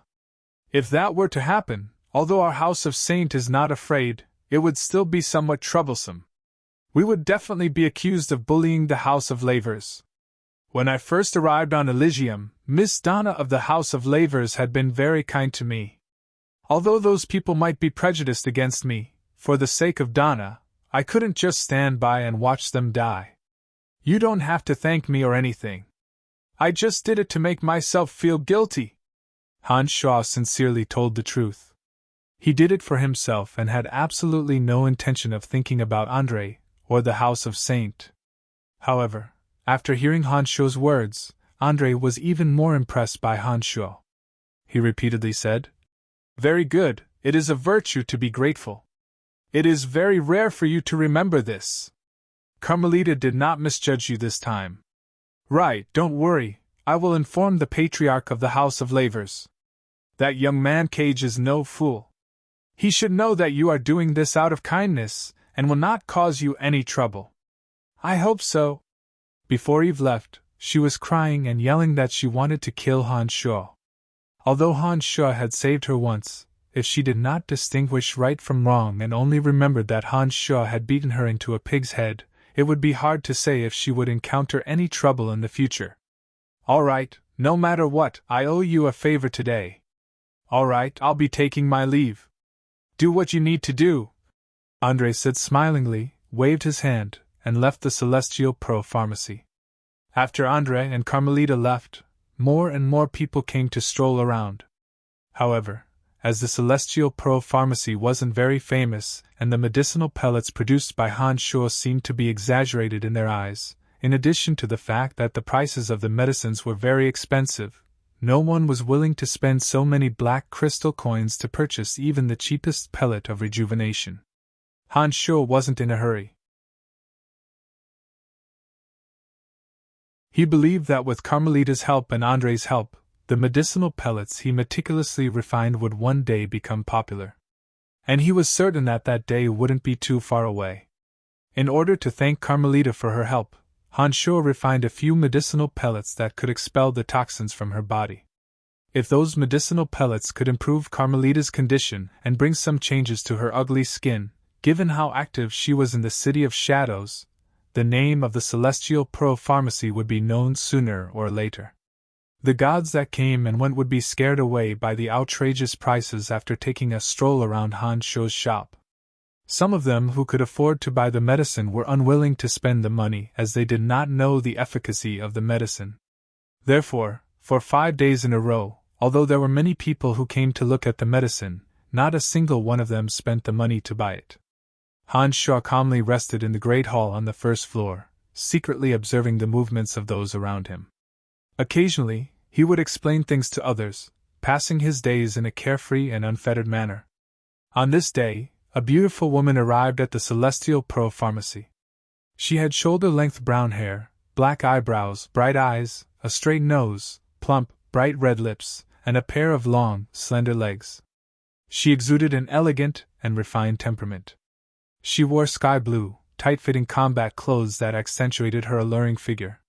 It had been some time since Han Shuo arrived in the City of Shadows, and he had seen many women. However, he had never seen a woman as beautiful as this woman. In his impression, only Donna could compare to her. Han Shuo was rather surprised to see such a beautiful woman arrive at the Celestial Pearl Pharmacy. However, he did not show any particular enthusiasm. He continued to sit there leisurely, sizing up the beautiful woman who walked in. After the beauty walked in, a group of young escorts walked in one after another. Like a myriad of stars surrounding the moon, they dispersed around the beauty. These people were also wearing battle suits, as if they had just come out from a training field. "Miss Jia, why have you come to such a store? I think this is just a braggart. How dare he sell his medicines at such a high price? I really don't know where he gets his confidence from," said a golden-haired young man. He had a handsome appearance and a tall and straight figure. He stood out from the crowd of escorts, and sneered after taking a look at the markings on the medicine bottles. The beautiful woman named Jia did not pay attention to the words of the golden-haired young man. Her beautiful eyes turned and landed on Han Shuo, who was sitting leisurely beside her. She put on a graceful smile and asked with interest, "Excuse me, are you the owner of this Celestial Pearl Pharmacy?" Han Shuo nodded but did not stand up to greet her. He casually replied, "That's right. The prices of those medicines are clearly marked and their functions are clearly stated. I won't waste my breath explaining. Please help yourselves. If you're interested, you can purchase them with crystal coins. If you don't believe me, just leave quietly. Thank you for your cooperation." Han Shuo had tried to be enthusiastic a few days ago, but none of the people he met were willing to fork out any money in the end. Now that things had come to this, he couldn't be bothered to say anything more. He decided to wait until Carmelita's promotion was effective. However, Han Shuo's indifferent and arrogant attitude seemed rather strange in the eyes of these people. Every owner of a store would want to sell their goods as quickly as possible. They would enthusiastically explain to their customers when they saw them. Han Shuo, on the other hand, had adopted an indifferent attitude. It was as though he didn't care about them at all. You run a store, right?" cried the beautiful woman named Jia. She obviously did not expect a store owner like Han Shuo to be so rude to her. She immediately let out a soft cry and sized up Han Shuo in a strange manner. "He's only in low god realm, his strength is meager, there's no mark of a large family clan on him, and I've never seen him before. He must be an outsider. Is he doing business or not?" thought Jia as she looked at Han Shuo. "Hey kid, are you doing business or not?" The City of Shadows is so vast, but it's rare to see a store owner as arrogant as you. Are you new to the City of Shadows? You don't even know Miss Gia.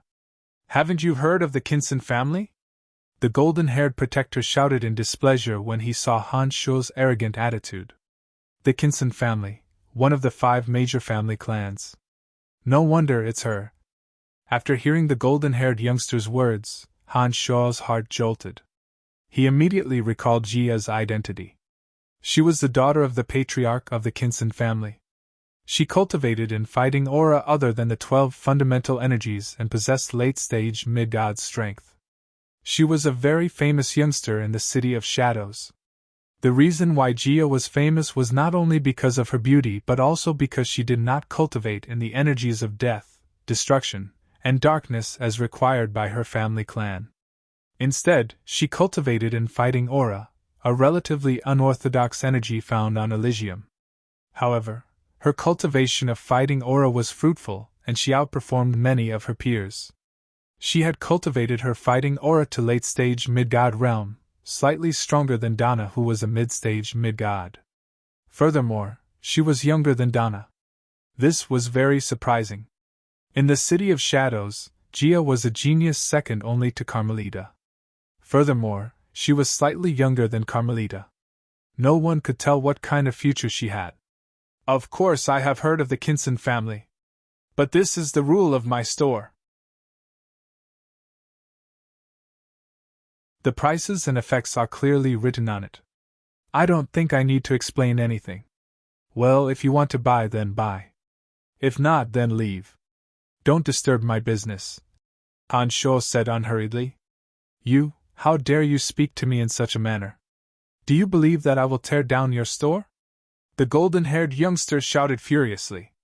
He saw that Han Shuo seemed to be a newcomer to the city and did not give a damn about Han Shuo. Han Shuo narrowed his eyes and sized him up with a sinister expression.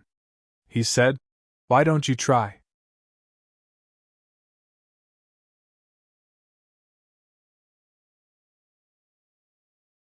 Chapter 704. You are courting death, brat. The blonde youth couldn't stand Han Shuo's provocation and was about to tear down the store. "Iman!" Jia shouted. "This store is next to the House of Saint. You aren't really looking for trouble, are you?" The blonde youth stared blankly for a moment after hearing Jia's shout. He sized up Han Shuo suspiciously and said, "This store is next to the House of Saint, but it doesn't necessarily belong to the House of Saint. This brat is obviously a newcomer. Why should I be afraid of him?" Jia didn't think so. When she saw that Han Shuo didn't show the slightest trace of fear on his face, she felt that Han Shuo wasn't that simple. Seeing that Iman wasn't listening to her advice, Jia hastily distanced herself and said, "Do as you wish. But if anything happens, I won't interfere. Don't worry, what could possibly happen? Haha, do you think I can handle this brat?" Iman insolently reached for the first cabinet. It seemed that he had made up his mind. "Stop!"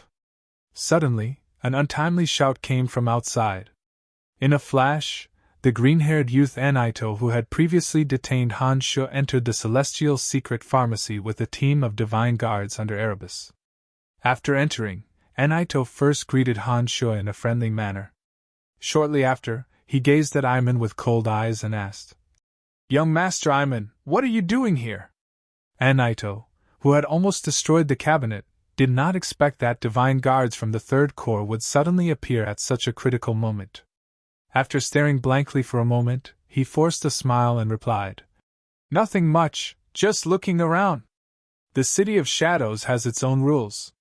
Even large family clans are not allowed to take advantage of their power to bully others. I hope that all of you know your limits, and don't make things difficult for us." Anaito looked at Amin in displeasure and reprimanded righteously. "Why would I?"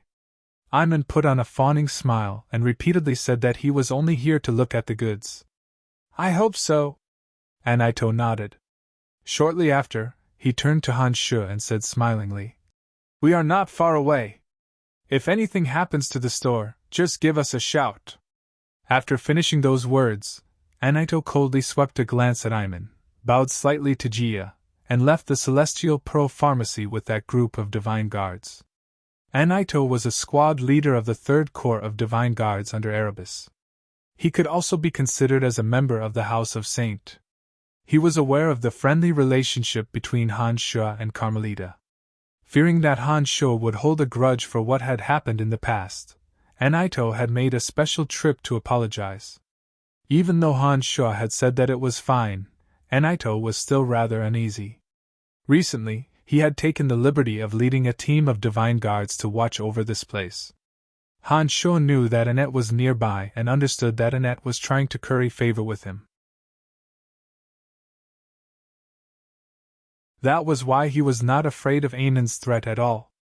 As expected, Annette had indeed, coincidentally, arrived at the critical moment. "Consider yourself lucky, kid. But you won't be so lucky forever." After Annette left, Ayman said hatefully, "If you don't want to sell anything, then leave. Don't hinder me." Han Sha wouldn't be courteous to Anaito. He once again chased Anaito out. Anaito knew that he wouldn't be able to do anything to Han Sha today. After glaring fiercely at Han Sha a few times, he was the first to retreat into the Celestial Pearl Pharmacy. Those friends of his also followed him out. However, Jia did not leave immediately. Instead, she looked at Han Sha with great interest. She was much more observant than Ayman. From Anaito's performance and Han Sha's calmness and composure, Jia had a feeling that Han Sha was not as simple as he seemed. Initially, she was just casually strolling around. But at this moment, due to the doubts in her heart, she had an idea. After casually strolling around the first floor for a while, Jia pointed at a bottle of pills of tranquility that cost 500 black crystal coins. She smilingly said to Han Sha, "Give me a bottle of this medicine." "Miss Jia, why would you believe this guy? That's 500 black crystal coins we're talking about. Why doesn't he just go rob a bank?" Those few youngsters who had yet to leave the Celestial Pearl Pharmacy immediately started persuading Jia when they saw her action. Han Sha looked at Jia in a slightly astonished manner. He finally stood up from his chair and walked to Jia. Han Sha opened the boundary on the cabinet, took out a bottle of pills of tranquility, and calmly handed it to Jia. He said, "The instructions on the bottle are to be used when you are comprehending the essence of energy. You will get the greatest effect. Here are 500 black crystal coins. Please keep them well," said Jia smilingly as she took the bottle of medicine from Han Sha. She then put the 500 black crystal coins on the cabinet. She then gazed at Han Sha with her bright eyes and smilingly said, "I will remember. Thank you." After saying those words, Jia put on a sweet smile again. Her slender fingers twirled the exquisite medicine bottle as she walked away. When she was about to leave, she turned around to look at Han Sha and said, "If it doesn't work, I will come back for you. Even if you are a member of the House of Saint, if you dare to deceive me, I will not let you get away with it." Han Sha shrugged and put on an indifferent face. He thought to himself that the Celestial Pearl Pharmacy had gained yet another propagandist. For the next few days, the Celestial Pearl Pharmacy still had no business. Han Sha decided to close the shop and stay on the 3rd floor to cultivate the essence of energy. He thought to himself that Carmelita would definitely help him after she had benefited from the medicine. By then, he wouldn't have to worry about not having enough customers. Nearly half a year had passed since he left the Miasma Cloud Mountain range. That avatar of Han Sha's that had been cultivating the essence of the energy of destruction in the cauldron of Myriad Demon had finally advanced to late-stage Logod realm. Those divine essences of destruction that he obtained from the cauldron of Myriad Demon were finally put to good use. Han Sha once again began to absorb them. While Han Sha was cultivating in seclusion, the Celestial Pearl Pharmacy closed its doors. But little did he know that a storm was brewing in the City of Shadows regarding the Celestial Pearl Pharmacy. The Lavers family. Donna, who had spent a long time preparing for her trip to the Space-Time Fortress, finally returned from one of the fortresses under the Lavers family. As soon as she returned to the Lavers' residence, she saw her younger sister Eve crying and complaining to her. The bruises on her face had yet to completely subside. Sister Donna, I was beaten by someone, Eve cried as soon as she saw Donna return. Grief welled up in Eve's heart. Although Donna was usually very strict with her younger siblings, they knew that Donna loved them dearly. Unable to find anyone to confide in, Eve turned to Donna as a breakthrough point. What happened? Who beat you? Why didn't your father stand up for you? Donna hastily asked when she saw Eve's appearance. Father forbade me from taking revenge. My brothers didn't stand up for me either. I was beaten for nothing, Eve cried. Who did it? There aren't many people in the City of Shadows who would dare to beat you up like that. Could it be those from the House of Saint? Donna furrowed her brows and said angrily. Even the House of Saint can't be so arrogant. I have some friendship with Carmelita. Tell me who it is and I will have Carmelita teach him a lesson. It's that friend you brought with you last time. I think his name is Brian, Eve said in a sobbing voice with an aggrieved face. What? Donna was astonished. She softly cried out. How is that possible? Even if Brian did it out of respect for me, he shouldn't have hurt you to this extent. Are you sure you aren't mistaken? After hearing Eve's words, Donna faintly felt that something was amiss. She knew Hanshaw very well. She didn't think that Hanshaw would do such a thing. It's true. It's really him, Eve shrieked. My brother was there too. He can testify. And Tung Fei? I'll go ask your brother. Donna was filled with doubts. Soon, she found Cage, who was sparring with Teng Fei in the gymnasium. Cage had a grudge against Hanshaw. Although he felt that Hanshaw might have good intentions, he simply didn't like Hanshaw and wanted to ruin the relationship between Hanshaw and Donna.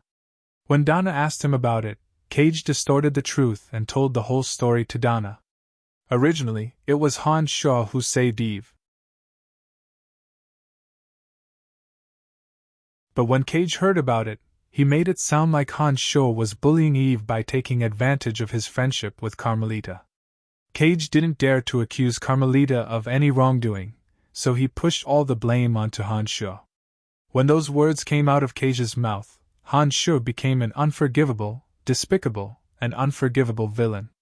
Tung Fei, isn't that what happened? Donna knew her sister-in-law's temperament, and still couldn't believe it. She asked Tung Fei, who was looking at her from the side.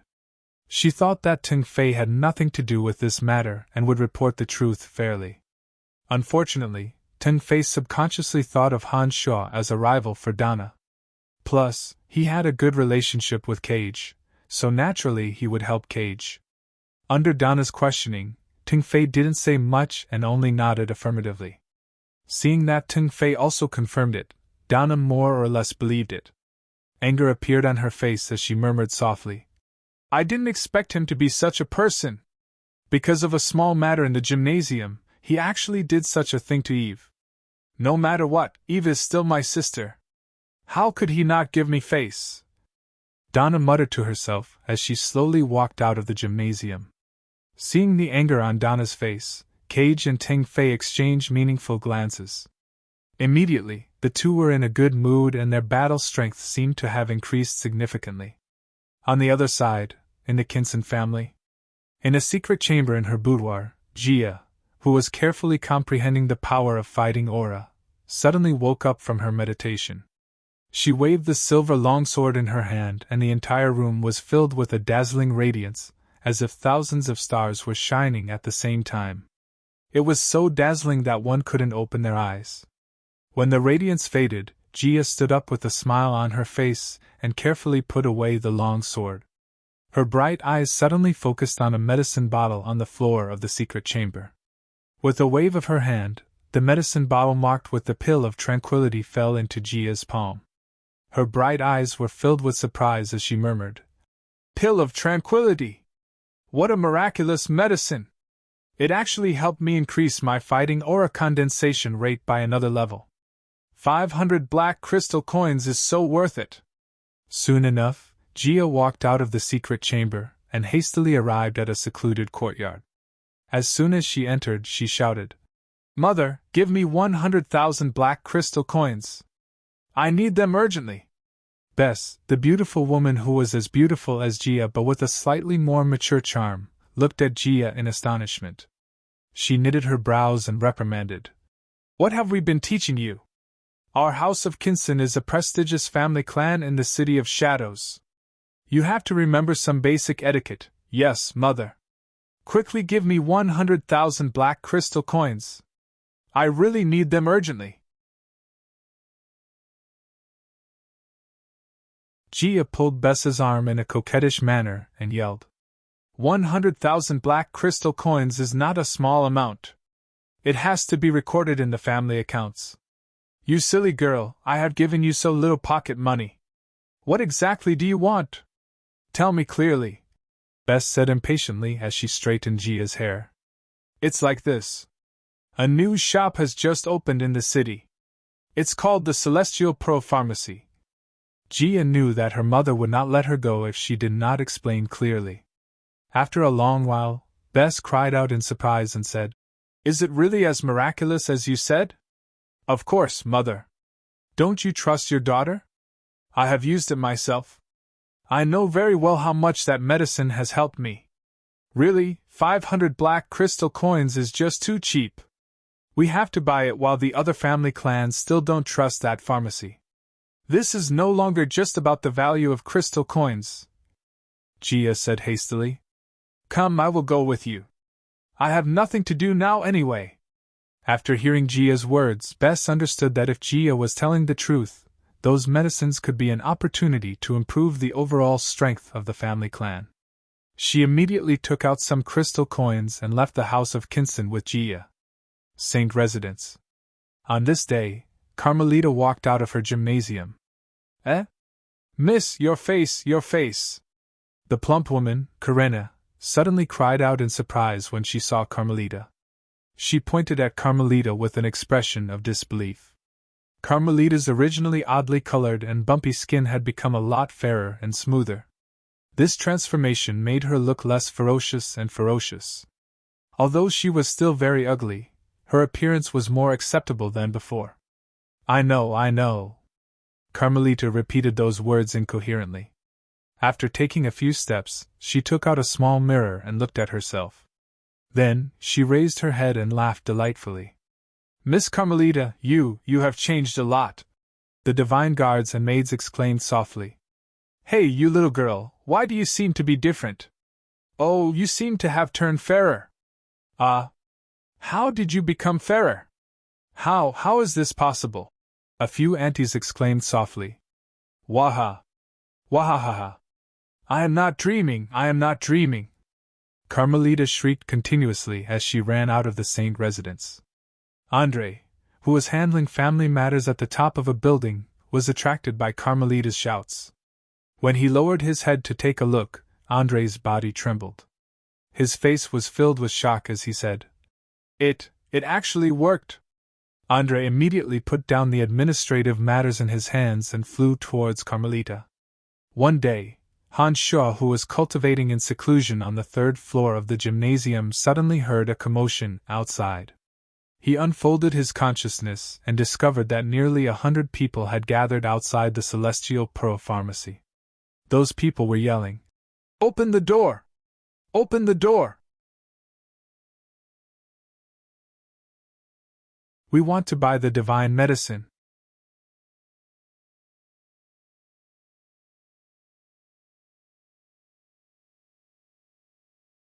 Chapter 705.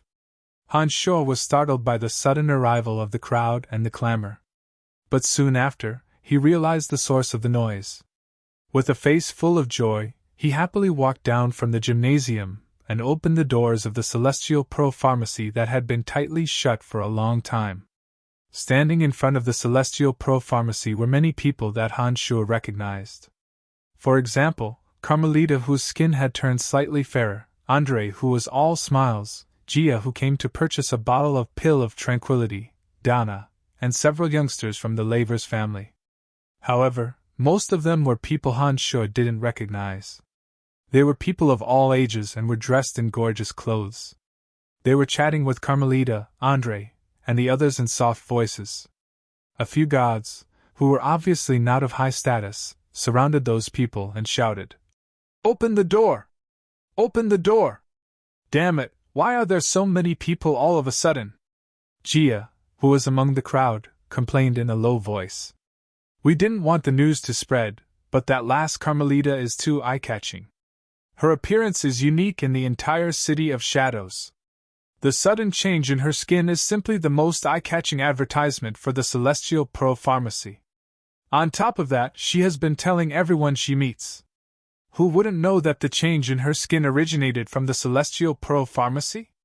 Beth, the noblewoman beside Gia, also felt somewhat regretful. She knew that it would be difficult to realize her dream of monopolizing the Celestial Pearl Pharmacy. "Everyone, what do you want?" Han Shuo asked after opening the doors and sweeping his eyes across the crowd blocking the entrance. "Brat, look at me! What's so different about me?" Carmelita said excitedly. She leaped and stepped on a few heads as she arrived before Han Shuo. Those who were stepped on by Carmelita groaned and were about to denounce her for her actions. But when they saw Carmelita's face, they tactfully shut their mouths. "What's there to look at? I knew those medicines would work," Han Shuo said smilingly. "Brian, make a few more bottles for me. Hurry up!" Carmelita giggled mischievously. She was not at all courteous to Han Shuo and immediately requested, Here are 5 small bottles. You can continue to take them. I've already prepared them for you." Han Shuo carefully took out 5 small bottles and handed them to Carmelita in front of everyone. He was very satisfied with the publicity Carmelita had done for him. Carmelita didn't stand on ceremony with Han Shuo. She kept the 5 small bottles like they were precious treasures and patted Han Shuo's shoulder in a carefree manner. "Thank you, Brian. You're too incredible. Brian, how much are those potions worth? Name a price, and I'll calculate it for you later." In the crowd, Andre suddenly shouted. His voice was not loud, but it was loud enough to suppress the noise. Everyone could hear it. Andre was standing alone not far away. The people from the City of Shadows around him kept their distance from him. After Andre spoke those words, the clamorous crowd suddenly quietened down. In the City of Shadows, Andre was in charge of the finances of the House of Saint and indirectly controlled the economy of the City of Shadows. Any business of a major family clan had to go through Andre's approval. In addition to his extraordinary strength, Andre enjoyed an extremely high status in the City of Shadows. Given his status, the crowd naturally fell silent as soon as he spoke. They were afraid that they might drown out Andre's voice and incur his displeasure. To those merchants who needed to make a living in the City of Shadows, Andre was even more important than City Lord Wallace. "That's a different matter.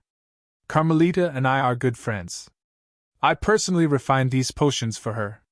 Consider it a gift. You don't have to settle the score with me." Han Shuo put on a carefree smile and straightforwardly refused. Andre stared blankly for a moment but did not force Han Shuo to accept the potions.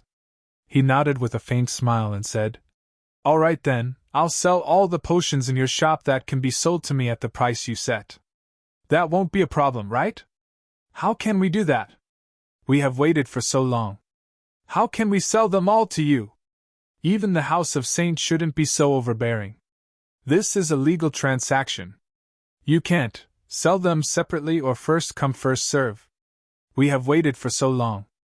How can we return empty-handed?" Almost everyone was protesting Andre's decision. It seemed that they were no longer afraid of Andre's status in the City of Shadows. It seemed that the temptation of Han Shuo's potions was indeed enormous. They had grown bolder all of a sudden. Andre, on the other hand, did not expect that his suggestion would be opposed by the entire crowd. He stared blankly for a moment before he forced a smile and said, "Brian, just you wait." Han Shuo nodded and forcefully suppressed the ecstasy in his heart. He said, "Since everyone has given me so much face and waited until now, I can't let you all return empty-handed. How about this? Regardless of your status, each person is limited to 3 bottles. This way, I can guarantee that not everyone will be able to enjoy the potions from my shop." Good. Those who knew that their status wasn't high enough started to make a big fuss. Beth of the House of Kinson, who was about to speak, sighed helplessly. She turned to Gia, who was beside her, and said, "Well, it seems that we can't distribute the potions according to our family clans. How unlucky. We were the first to arrive, but that bastard refused to open the door. Otherwise, all the potions would belong to our House of Kinson. How could things end up like this?" Gia cried out angrily. But soon after, she said regretfully, "If I had known this would happen, I would have brought a team of my family's divine guards. If we distribute the potions according to the number of people, we would have a bigger advantage." All right, stop complaining," Beth consoled. Then, she softly said, "But this talent is the most important. As long as he is here, there will be an endless supply of potions. We should be paying more attention to his situation." "That's right." Gia nodded when she heard those words. She paid even more attention to observing Han Sho. She suddenly felt that Han Sho was much more pleasing to the eye. Originally, she had a bad impression of Han Sho, as she felt that Han Sho was arrogant and conceited. But after learning about the miraculous effects of Han Sho's potions, she immediately convinced herself that such a miraculous person should have an eccentric temperament. What a character! Come! Everyone, line up and come one by one. Each person is limited to 3 bottles. Please carefully look at the function and price on the bottle and choose the medicine most suitable for you." Han Sho's gentle voice sounded at the entrance of the Celestial Pearl Pharmacy. The crowd at the entrance of the Celestial Pearl Pharmacy immediately started pushing and shoving each other to get to the front. They hoped that they could be the first to enter the pharmacy so that they could choose the medicine most suitable for them. They did not want to be left behind and have their medicines snatched away by others. Bang, bang, bang! All of a sudden, those with insufficient strength were thrown out of the arena. The powerful leaders of several major family clans stood in front of Han Sho without the slightest trace of politeness. All of them looked at Han Sho in a refined and courteous manner, asking Han Sho to begin. Han Sho stared blankly for a moment. He wanted to berate them, but when he saw the friendly smiles on the faces of the experts from the large family clans, Han Sho was too embarrassed to say anything. He stepped aside and allowed those people to enter first. He then casually called out, "Miss Carmelita, please keep an eye on the outside for me. Don't let them cause any trouble." "Don't worry, I'll take good care of them for you," Carmelita replied straightforwardly after carefully putting away the 5 medicine bottles. "He's just a pharmacist. What's so great about him? Look at that smug face of his." Cage suddenly groaned coldly from behind the crowd. Donna, on the other hand, was astounded. Her thoughts were in a mess. She turned to look at Cage and Eve beside her. She was originally prepared to denounce Han Sho, but now, she suddenly didn't know what to do. Although those few people who entered the Celestial Pearl Pharmacy first were not patriarchs of large family clans, they were still reputable characters in the City of Shadows.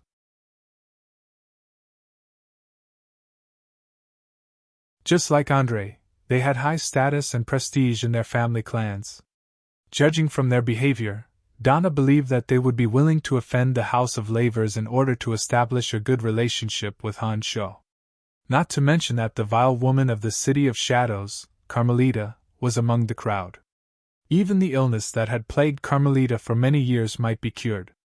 In addition, from Donna's observations, if she were to denounce Han Sho, would Carmelita help her or Han Sho? Most importantly, from the discussions of those around her and Carmelita's deliberate propaganda, Carmelita believed that the medicines in Han Sho's shop were equally important to the House of Lavers. If she were to become enemies with Han Sho, the House of Lavers would very likely end up with nothing at all. When Donna thought of this, she felt so sad that she could die. She turned to look at her 2 younger siblings beside her. Donna secretly cursed them for being so immature, and only knew how to cause trouble for the family clan. With such thoughts in mind, Eve's swollen face did not look pitiful at all. Instead, it looked even uglier. "Elder sister, are you going to uphold justice for us?" Eve hastily cried out when she saw that Donna's eyes were flickering. Feeling rather disgusted, Donna glared at Eve with a cold face and said, "Look at the current situation. Do you think it's appropriate for us to denounce him?" "Why not?" Eve had yet to see the situation clearly. All she knew was that she had to take revenge on Han Sho. "Cage, do you think we should find trouble with Brian today?" Donna was too disappointed. She no longer looked at the anxious Eve beside her, but asked Cage who was beside her. Cage wasn't as stupid as his younger sister. He put on an ugly expression when he heard those words. He helplessly sighed and said, "Let's forget about it for today. If we denounce him today, we might offend everyone who came here to buy his medicines. This doesn't seem to be appropriate.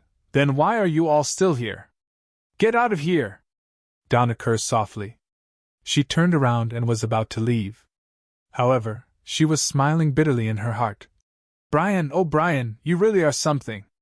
It has only been half a year, and not only did you manage to befriend the House of Saint, the most feared family clan in the City of Shadows, you even made such miraculous medicines." Sigh. "Teng Fei, why aren't you leaving?"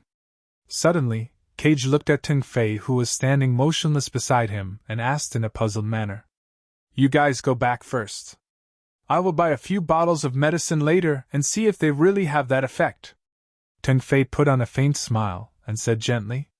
Although Teng Fei also disliked Han Sho, as a descendant of a major family clan, he would never forget to work hard for the sake of his family clan.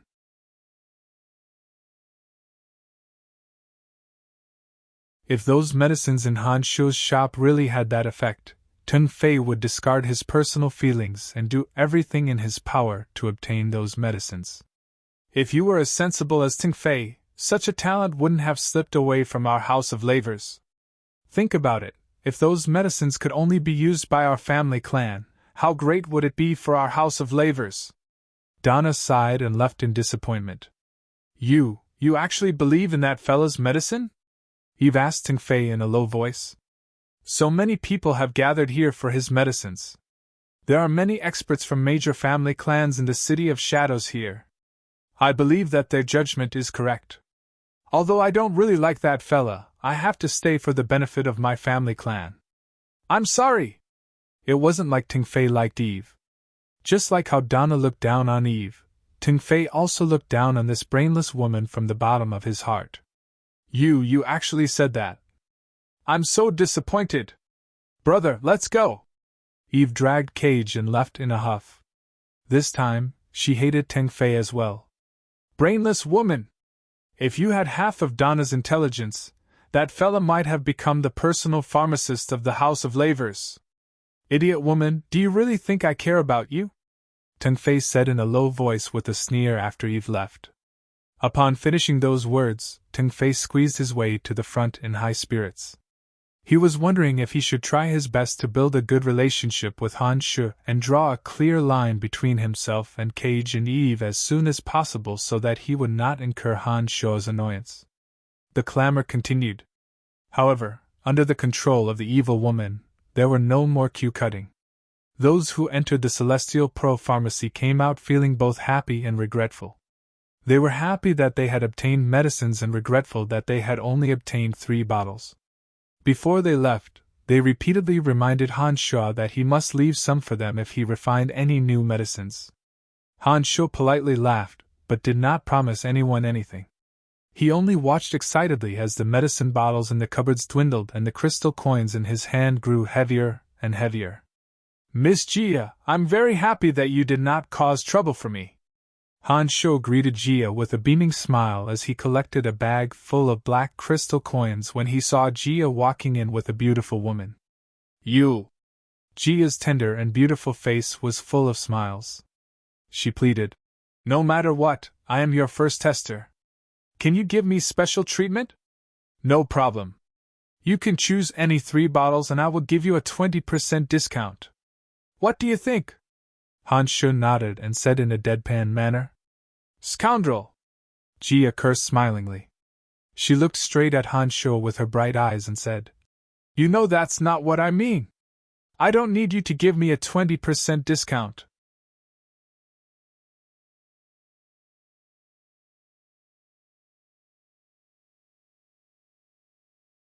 I am now formally apologizing to you. Ting Fei had a good temper. He was not angered by Han Shuo's bad attitude at all. He chattered non-stop beside Han Shuo's ear. One had to admit that Ting Fei was a talented man. After listening for a while, Han Shuo forced a smile and said, "You were not as eloquent as you were the last time. All right, take your things and leave. There are still many people waiting behind you. Do not hinder my business. That bastard inside, are you done yet? I will throw you out if you speak any more nonsense." Carmelita did not have a good impression of Ting Fei the last time she saw him with Eve. She suddenly threatened him with a cold voice. I'm leaving. Ting Fei let out a hollow laugh.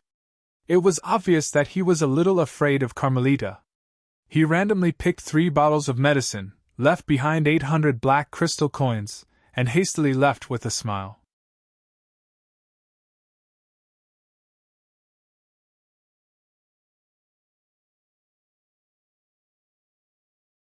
Chapter 706. All the medicinal pellets refined by Han Shuo were sold within a day, earning a profit of 96,000 black crystal coins. Han Shuo was beaming with joy. He thought that with this amount of black crystal coins, he wouldn't have to worry for at least a few decades. The buyers left the Celestial Pearl Pharmacy one after another. After Han Shuo had sold all his medicines, Carmelita hastily returned to the Saint residence to continue refining the medicinal pellets Han Shuo had specially refined for her. It was only after everyone had left that Han Shuo recalled that Donna had accompanied a few youngsters from the Lavers family. He thought that Donna had come with Cage and Eve to thank him. Little did he expect that Donna had come to reprimand him. Han Shuo was rather puzzled that Donna did not enter the Celestial Pearl Pharmacy. He had left some medicines for Donna and was waiting for Donna to pick them up. Little did he expect that Donna had left. Han Shuo did not think too much about it. He thought that Donna must have decided to come back another day because there were too many people around. 96,000 black crystal coins. What a windfall! Han Shuo closed the doors of the Celestial Pearl Pharmacy and started counting the black crystal coins in his space ring. His silly laughter never stopped. He mumbled, 96,000 black crystal coins. That's enough to buy a manor in the City of Shadows, and one that's fully furnished. This is awesome. All the medicinal ingredients he had gathered on Elysium had been used to refine medicinal pellets. Although Han Shuo had earned 96,000 black crystal coins, he had no choice but to gather more medicinal ingredients in order to continue making money. Han Shuo was the only one who knew the ingredients needed to refine the pills. He had no choice but to do it himself. After putting up the temporarily off sale sign again, Han Shuo left the City of Shadows and headed towards the mountain ranges in the vicinity. The City of Shadows was surrounded by rolling mountain ranges. Many of the medicinal ingredients that Han Shuo needed grew in the mountains. With his previous experience, Han Shuo picked as many medicinal ingredients as he could and stayed in the mountain ranges for more than a month. Han Shuo released the demon generals from the cauldron of myriad demon one after another. All of a sudden, he had gained dozens of pairs of eyes. With that, the speed at which he could gather medicinal ingredients increased by more than 10 times. In just a little over a month, Han Shuo had traversed all the mountains in the vicinity. He had gathered enough medicinal ingredients to fill 2 space rings, enough for Han Shuo to refine medicinal pellets for a year. As the mountain range around the City of Shadows was practically free of danger, no enemy forces or god hunters dared to roam around the mountain range.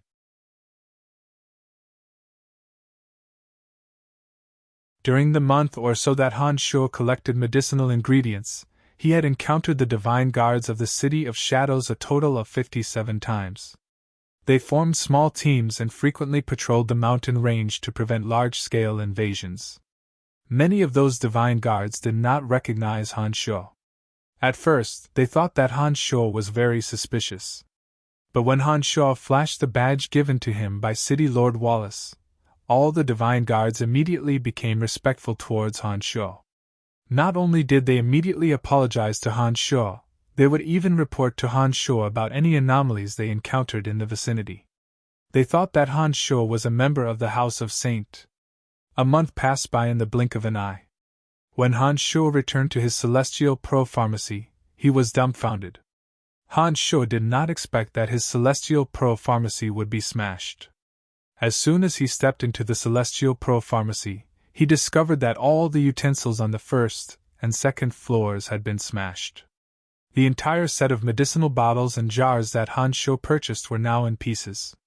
Not a single one of them was intact. Even the energy stones in the boundary towers on the third floor of the gymnasium were smashed. From the first floor to the third floor, the entire celestial pro-pharmacy was in a complete mess. The more Han Shuo looked, the angrier he became. He wondered who could have done such a shameless thing while he was away. Han Shuo wore a gloomy face. He walked from the first floor to the third floor, and from the third floor to the first floor, wondering who could have done such a thing. The first people that came to his mind were Cage and Eve of the Lavers family. These two were the first people he offended after arriving on Elysium. The second person was that golden-haired young man named Edmund who came with Gia. Back then, Edmund had the intention of smashing Celestial Pro-Pharmacy but stopped in anger because of Anaito's timely appearance. Other than that, Han Shuo couldn't think of anyone else who would do such a thing to his pharmacy. He had only been in the City of Shadows for a short period of time and had only offended a few people. Han Shuo's return soon attracted Anaito's attention. He rushed to the scene with a team of divine guards. When he saw that Han Shuo was sitting on the chair that was missing a leg and wearing a gloomy face, Anaito was alarmed. He hastily explained to Han Shuo with a bitter face. The incident happened 7 days ago. It should have happened late at night. We return to the third core every night, and therefore don't know what happened. When we returned the next day, the shop was already in this state. Did you find any clues? Han Shuo asked Anaito with a cold face as he leaned on the chair that was missing a leg and gently rocked. Anaito forced a smile and shook his head.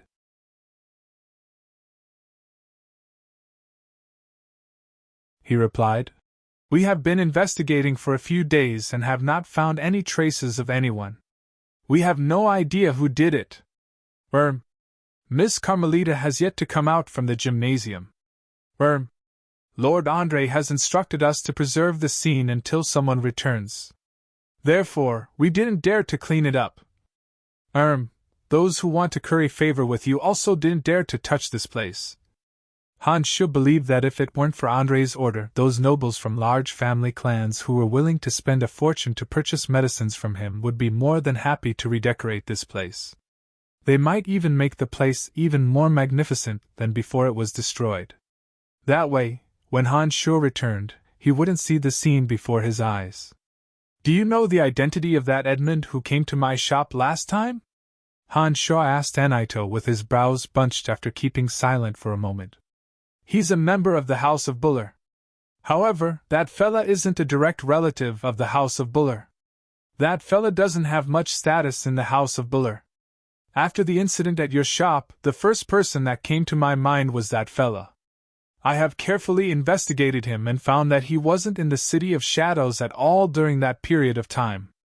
It shouldn't be his doing. In addition, that fella isn't as bold as you imagine. I believe that after he learned of your relationship with Miss Carmelita, he wouldn't dare to have any designs on your shop." Anaito analyzed to Han Shuo. Han Shuo was even more puzzled after hearing those words. According to Anaito, Edmund didn't have the guts to do so. Based on Han Shuo's observation of Edmund that day, it seemed to be the case.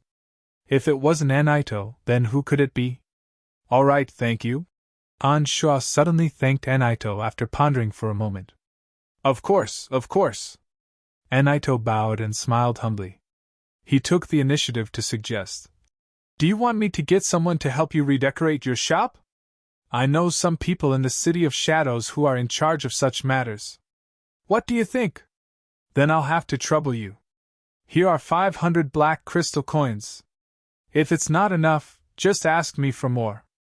Although Han Shuo couldn't find any clues from the interior of the shop that was in ruins, he knew that the shop had to be kept open. Therefore, Han Shuo casually tossed 500 black crystal coins to Anaito, indicating for him to help take care of the shop. "Don't worry, I will get it done properly for you." Anaito immediately patted his chest and guaranteed after receiving the crystal coins from Han Shuo. All right then, I will leave this place to you. I have some matters to attend to. Han Shuo believed that Anaito would take care of the shop. He nodded at him smilingly and left the Celestial Pro Pharmacy. There were only a few people that Han Shuo had offended in the City of Shadows. If it wasn't for Edmund, Han Shuo immediately thought of Cage and Eve.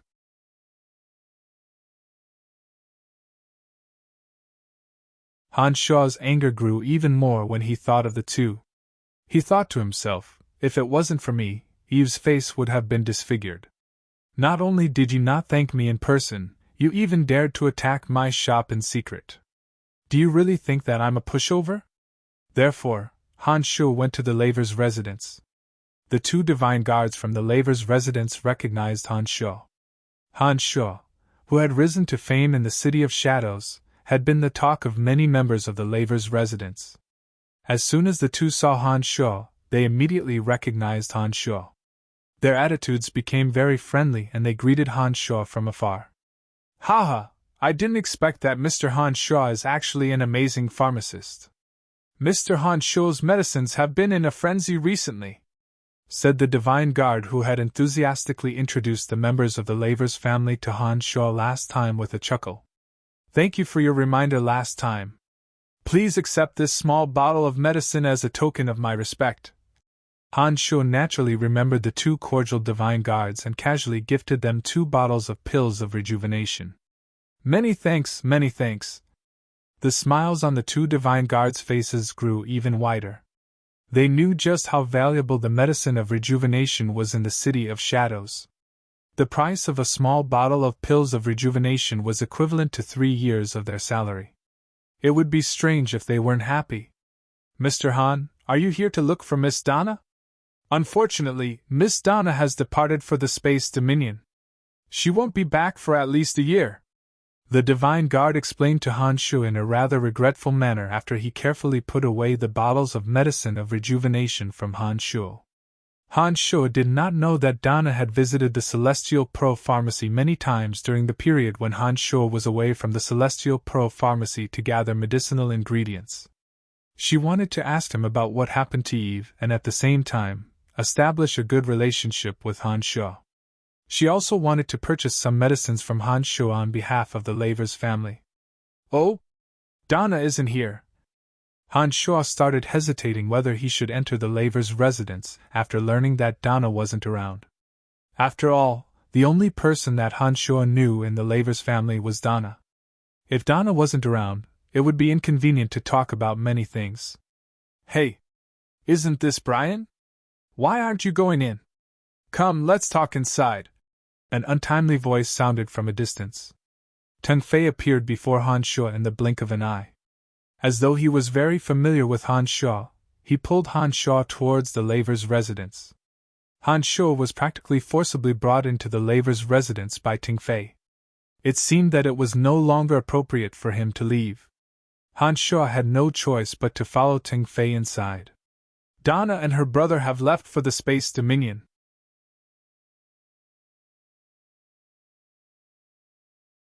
They will be back after some time. Previously, Donna and I even went to look for you. Unfortunately, you weren't at the Celestial Pro Pharmacy. Teng Fei smilingly explained Donna's situation to Han Shuo along the way. He then pulled Han Shuo towards the gymnasium. Since Donna isn't here, I'd better leave as soon as possible. I came here just to look for her. Other than Donna, I'm not familiar with anyone else in the laver's residence. It's best if I don't stay here. Han Shuo suddenly stopped moving and stopped being pulled by Teng Fei. Since you're already here, why don't you just chat with me? I'm getting more and more annoyed staying in the laver's residence. Those 2 siblings are truly incapable people. It's not pleasant to get along with them at all. Ever since Teng Fei, Cage, and Eve weren't on the same side as before, the relationship between the 3 had deteriorated. Teng Fei looked down on Cage and Eve. Naturally, he wouldn't try to mend their relationship. Instead, he straightforwardly drew a line between them and decided to get along well with Donna and Han Shuo. While Teng Fei was speaking, he suddenly froze. He raised his head and saw an enraged Cage glaring at him and Han Shaw from the entrance of the gymnasium. Eve, whose face was still covered in sweat, was also glaring at Ting Fei and Han Shaw with hatred. "You still dare to come to our residence?" Eve shouted angrily when she saw Han Shaw. "I'm here to look for Donna." "It's none of your business." Eve's ungrateful attitude further enraged Han Shaw. Han Shaw wouldn't give this brainless woman any face. You beat me up last time and I still haven't settled the score with you. And now you're acting so arrogantly in our laver's residence. Are you really courting death?" Eve flew into a rage. "I'm not going to bicker with brainless women. Forget it, it seems that the laver's residence really doesn't welcome me. I'd better leave as soon as possible." Han Shaw waved his hand and ignored Eve. He felt that arguing with a woman like her was pointless. Besides, this was the laver's residence. He would be the one at a disadvantage if he continued arguing. A mere low god who only knows how to refine some medicines. "Since when did you have the right to be so arrogant in the City of Shadows?" "Humph, serves you right for your shop to be smashed. This is what happens when you act recklessly." "Ha ha." Cage, who was looking at Han Shaw with cold eyes, suddenly started laughing heartily. Han Shaw, who was about to turn around and leave, immediately stopped when he heard Cage's words. He stared at the laughing Cage with cold eyes and asked, "Was it you?" Cage was startled for a moment before he sneered, "None of your business." "Ha ha. You don't need to know if it was me or not. In any case, it was a good smashing." Han Shaw nodded but did not say a word. He put on a gloomy face, turned around, and left while Cage was sneering at him.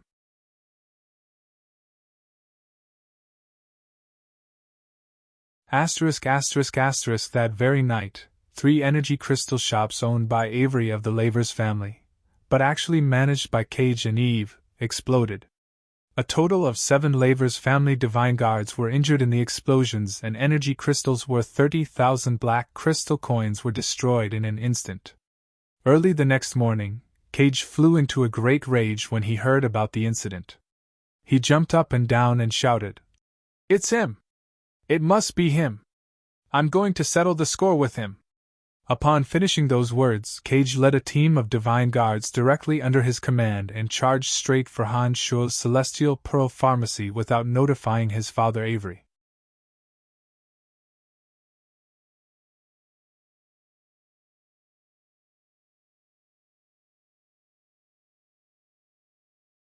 Chapter 707. By the time Cage arrived at the Celestial Pearl Pharmacy with a team of divine guards, he saw that it was bustling with activity. Anaito, who was in the midst of gathering people to reorganize the Celestial Pearl Pharmacy, saw that Cage was charging towards him as though he had swallowed gunpowder. He coldly stopped Cage at the entrance and said in a displeased manner, "Young Master Cage, what are you doing? Where is he? The owner of the Celestial Pearl Pharmacy, Brian? Where is he? Tell him to come out." Cage stood in front of the door and yelled into it, "I'm sorry, the owner of the shop isn't here. Wait until he returns." Anaito was unperturbed. He raised his voice and let out a stern howl. The divine guards of the Third Corps soon arrived and lined up outside the Celestial Pearl Pharmacy. They coldly gazed at Cage and his party. It seemed that they had come prepared. Cage's father, Avery, was also one of the chiefs of divine guards in the City of Shadows. However, the divine guards in the Celestial Pearl Pharmacy were all from the House of Lavers. The two parties immediately clashed with each other. However, it was clear that Anaito's party had the upper hand. On one hand, it was because the Third Corps belonged to the House of Saint. On the other hand, it was because Erebus was more powerful than Avery. Anaito had been stationed near the Celestial Pearl Pharmacy all this time because of Erebus's permission. Therefore, Anaito was not afraid of any conflict with Cage. The towering rage in Cage's heart slowly cooled down as the Third Corps of Anaito's divine guards drew their swords.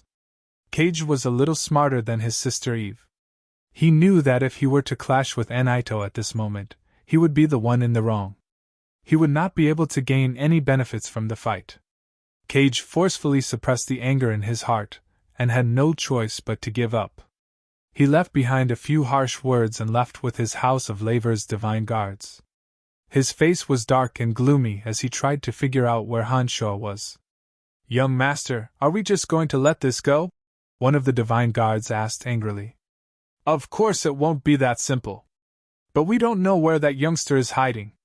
If we can't find him, we won't be able to do anything," Cage replied furiously. He turned around to look at the celestial pro-pharmacy and said, let's go find my father." Cage of the 5th Corps of the City of Shadows rushed over. Inside a secret chamber in the 5th Corps, Avery's face turned ugly as he listened to Cage's report. The more he listened, the darker his face became.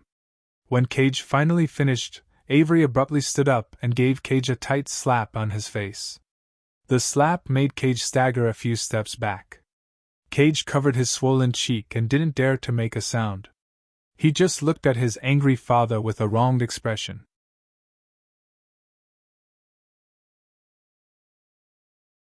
"How many times have I told you that it's best not to provoke that brat, but you just wouldn't listen to me. Great, now that the 3 shops have lost so many crystal coins, the responsibility will still fall on my head in the end. Can't the 2 of you learn from Donna and her sister and cause less trouble for me?" Avery slammed the table in front of him. Looking at his son, who was always causing trouble, he could only feel anger welling up in him. "Father, after what you told us the last time, we really didn't provoke him on purpose. This time, he was the one who started all this trouble. I only said a few words to him. How could I have known that this brat would be so ruthless? He destroyed 3 of our shops in one night. He is obviously relying on the protection of the House of Saint to look down on us." Cage covered his face and choked with sobs. He looked as though he had suffered a great grievance. "Did you order someone to destroy his celestial pro-pharmacy?" Avery bunched his brows and coldly groaned. "No, it really wasn't me. I wouldn't dare disobey Father's orders," Cage repeatedly guaranteed. "Then are you certain that it was that youngster who destroyed our 3 shops?" Avery asked again. "It must be him. I provoked him a few times in our family, but he left with a gloomy face without saying a word. That night, 3 of our energy stone shops were destroyed. If it wasn't him, who else could it be?" Cage hastily replied with a face full of hatred. Avery nodded, waved his hand, and instructed, "Go home and look after your good-for-nothing sister. Don't leave the family house on your own for the time being. I will handle this matter. You are not allowed to interfere." After a short pause, when he saw the puzzled look on Cage's face, he angrily shouted, "Do you hear me?" Cage was startled. He had rarely seen Avery so angry. He hastily nodded and replied in a low voice, "Got it. Get lost now." Avery grew angrier and angrier when he saw Cage's reaction. He roared again. Cage hastily covered his face and immediately disappeared from the secret chamber. Avery's anger had yet to subside even after Cage left the secret chamber. He cursed a few more times before he finally calmed down. After a long while, Avery suddenly said, "Number 3, investigate that youngster's background. Find out if he really had anything to do with the explosion of the 3 shops." "Yes." An emotionless response was heard from the darkness behind Avery. A shadow twisted for a moment before suddenly disappearing. On the 3rd floor of Celestial Pro-Pharmacy, Hanshaw looked at Anaito, who was walking up, and asked, "That youngster left?" "He left. Don't worry, with us around, there won't be any danger," Anaito replied respectfully. After a short pause, he immediately asked in a fawning tone, "Are you satisfied with the decorations of the gymnasium on the 3rd floor?" "Yes, not bad. I will have to trouble you for the next 2 days.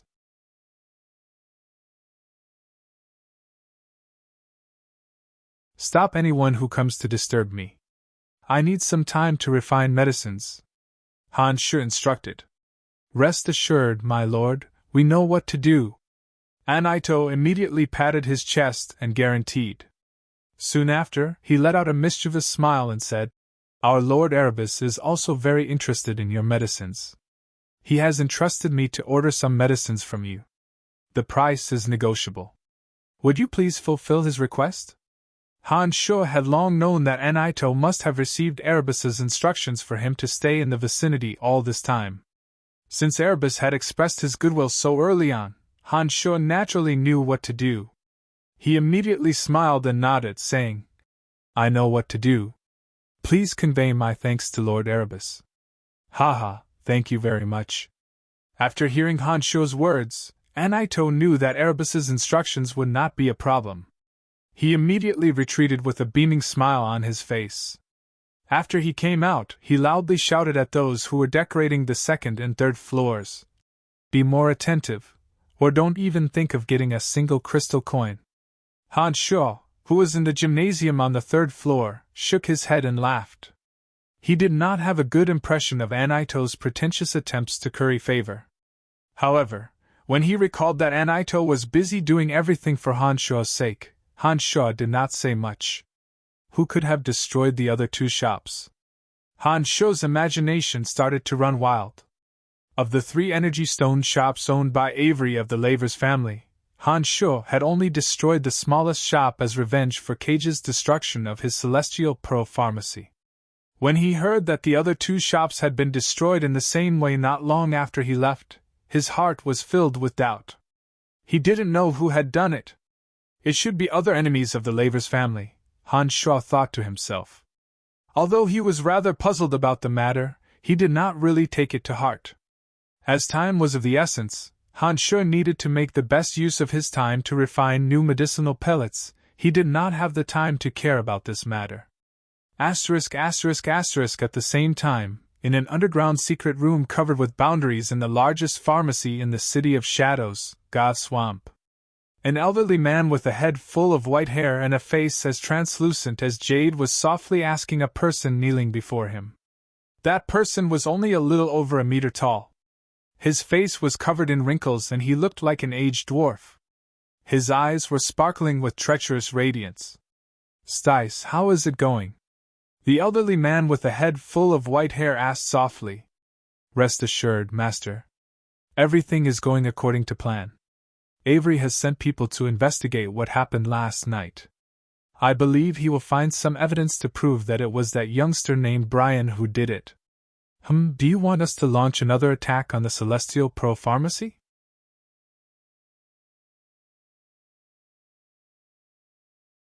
The shorty named Stice replied respectfully.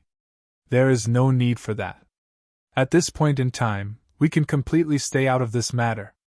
I know Avery very well. He is the kind of person who doesn't make a move easily. But once he does, he will not leave anyone alive. That fella managed to restrain himself last time, but I believe he will not continue to do so this time. Let's just wait and see. Perhaps the Celestial Pearl Pharmacy and that youngster will vanish from the City of Shadows without a trace tomorrow. Hee.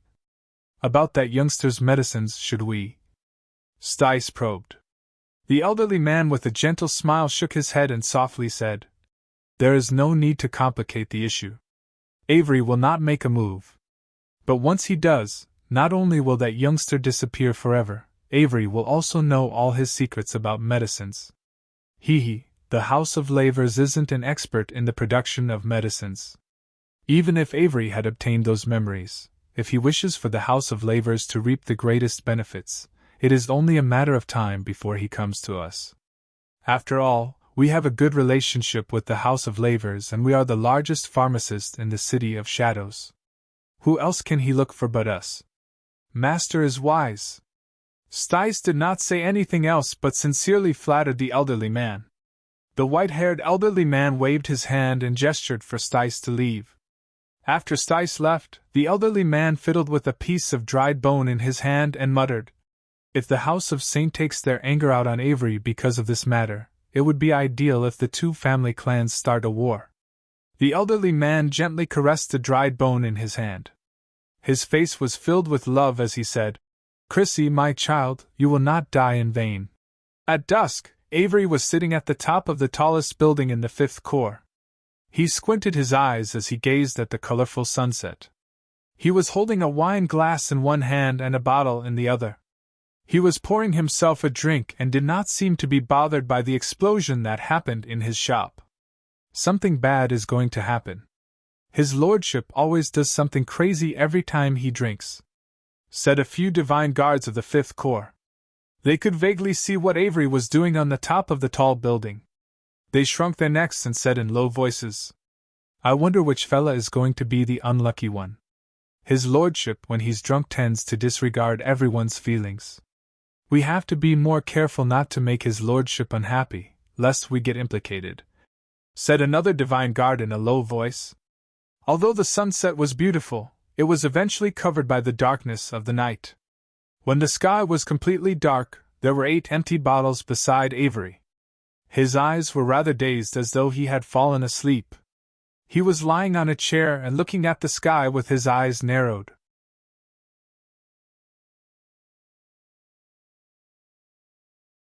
After an unknown period of time, a voice suddenly sounded behind him. "My lord, we have found the medicine bottles sold by the Celestial Pearl Pharmacy from the exploded shop. There are special markings on them. We can confirm that they are from the Celestial Pearl Pharmacy." The dazed Avery barely straightened his body. He appeared to be suffering from a hangover. He casually replied, "Oh," and nonchalantly asked, "Where are they?"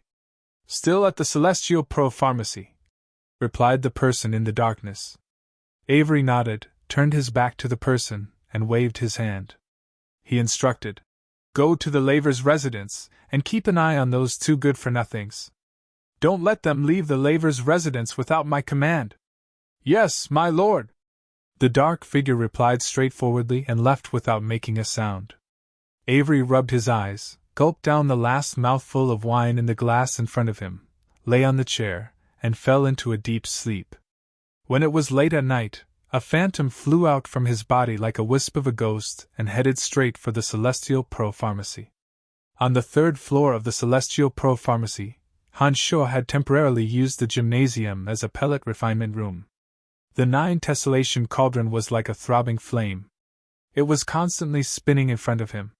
Wisps of fragrant smoke were emitted from the patterns on the cauldron and filled the entire gymnasium. A ball of red flame flew into the 9 tessellation cauldron from his palm. The medicinal fragrance in the gymnasium grew thicker and thicker. The 9 tessellation cauldron spun faster and faster, gradually turning into a phantom. Suddenly, crisp and clear sounds of collisions could be heard from the constantly spinning 9 tessellation cauldron. Hans Shaw was delighted. He knew that a cauldron of pill of rejuvenation was about to be completed. Previously, when Hans Shaw had been concentrating on refining pellets, he suddenly discovered that his state of mind had become calmer and calmer. During the process of refining pellets, Hans Shaw discovered that not only did his demonic yuan increase a little every time it recovered due to the enormous consumption, even his omen realm seemed to be rapidly stabilizing. When Hans Shaw discovered that not only did refining pellets not hinder the progress of his demonic arts, but it actually improved his demonic yuan in a bizarre manner, he became even more enthusiastic about refining pellets. Cauldron Spirit also gave Hans Shaw an answer. It told Hans Shaw that as long as he could focus on one task with a clear mind, it would indeed be of great help to his current realm. Ding-ling-ling, dozens of medicine bottles suddenly flew out from Hans Shaw's space ring. Every time those exquisite medicine bottles collided with each other, they would emit a pleasing sound. One after another, the medicine bottles flew towards the 9 tessellation cauldron in an orderly manner.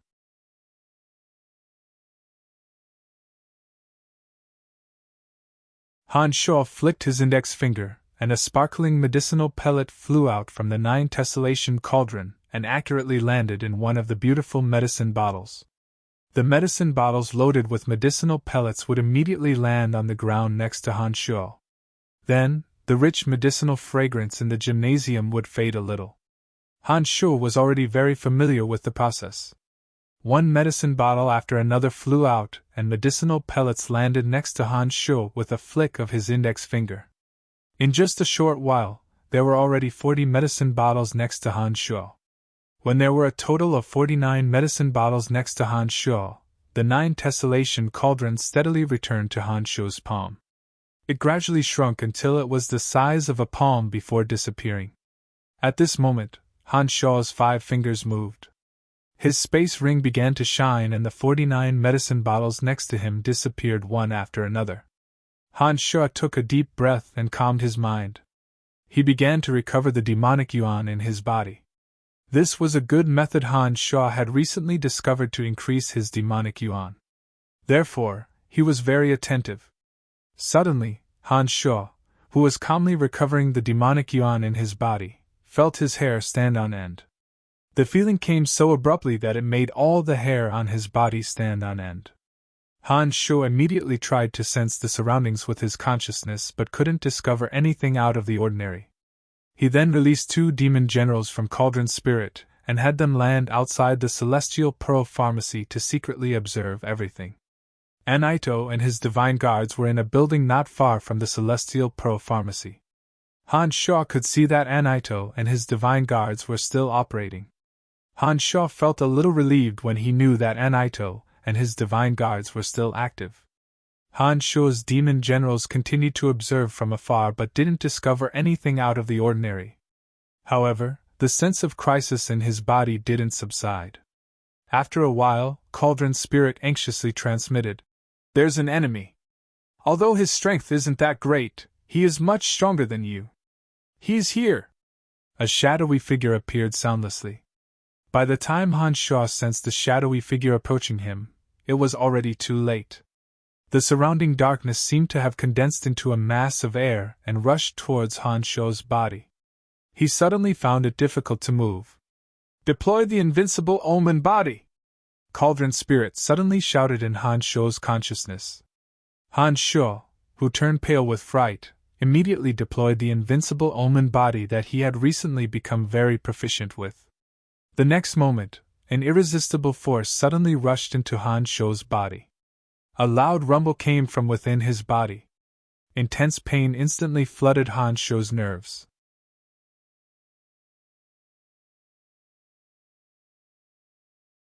Any ordinary person would have fainted from the pain, but Han Shaw only became more clear-headed. With just one strike, the shadowy figure was confident that Han Shaw was already dead and was no longer anxious. Accompanied by the darkness, the shadowy figure gradually arrived in front of Han Shaw and muttered in a low voice, "What a pity! He could have been used by my family." Han Shaw smelled the strong scent of alcohol. Then, he saw the shadowy figure raise a hand and slowly press it towards Han Shaw's head. Memory extraction. Han Shaw immediately understood what he wanted to do.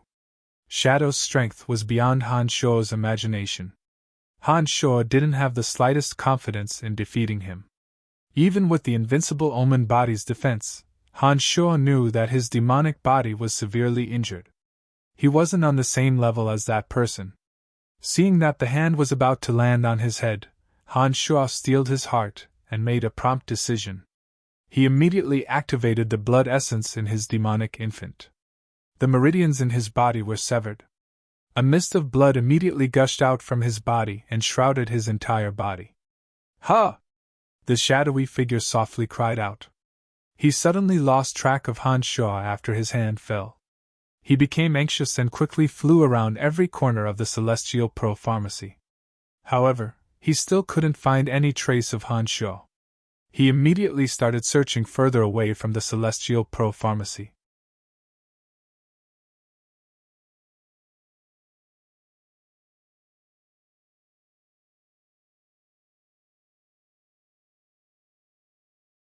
Chapter 708.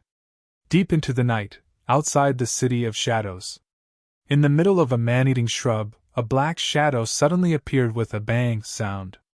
The black shadow smashed into a swaying man-eating flower, directly breaking it in half. A pungent smell of blood suddenly emanated from the dark figure. The smell of blood seemed to possess the most powerful allure. It caused all the man-eating plants in the patch of man-eating shrubs to become excited. Tenacious branches covered with sharp thorns and banana leaves flowing with intense corrosive liquid suddenly moved from their motionless state. All of them flew towards the dark figure. In but an instant, the dark figure vanished. Layers of entangling branches and leaves appeared, wrapping the dark figure into the shape of a human. The night was cool and refreshing. Time passed silently, The man-eating plants wrapping around the dark figure wriggled and tore at the creature with all their might. The tighter and tighter they wrapped around the creature, as though they were trying to choke, grind, and devour the creature inside. Crack. Strange noises sounded from the center of the human-shaped creature. The tenacious branches that tightened around the creature gradually loosened and retreated at an even faster speed. Crack. Crack. The branches, leaves, and roots of the man-eating plants that were retreating a little slower suddenly split into pieces and scattered all over the ground. Slowly, Han Sho moved his arms and legs. He felt that every ounce of strength was 10 times more difficult than before. His eyelids also seemed to have grown several times heavier. Even the act of keeping his eyes open had become extremely difficult. With great difficulty, Han Sho sat cross-legged on the ground and recovered some of his strength. With one thought, Han Sho's 2 avatars flew out of his body at the same time. The 2 avatars stood on the left and right side, vigilantly observing their surroundings. Han Sho did not immediately return to the City of Shadows. Instead, his 2 avatars led his main body to a secluded underground cave amidst the many mountain ranges outside the City of Shadows. They carefully concealed all traces of their existence. The 2 avatars made some arrangements outside the cave. Only then did the avatar of death silently leave. In the dead of the night, the City of Shadows was devoid of the hustle and bustle of the day. It appeared very tranquil. When the avatar of death arrived outside the city walls of the laver's residence, it silently released a few demon generals. However, its main body did not dare to enter the city. If he didn't pass through the city gates and enter the city from other areas, he would have to face the merciless attacks of the barrier towers surrounding him. Han Sho didn't have the confidence to safely avoid them, so he could only stay outside the city.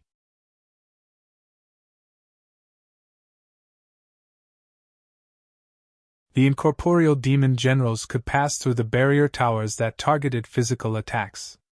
Han Sho lurked in the dark and observed the situation around him through a few demon generals. After confirming that the target was the laver's residence, the demon general bypassed the barrier towers and arrived at the laver's residence.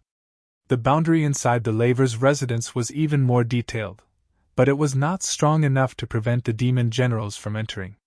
The demon generals circled around the laver's residence, and soon found Cage in Eve's room.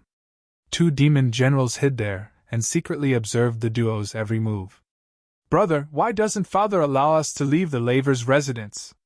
The gods on Elysium had very little need for sleep. Even in the dead of night, they would spend most of their time meditating.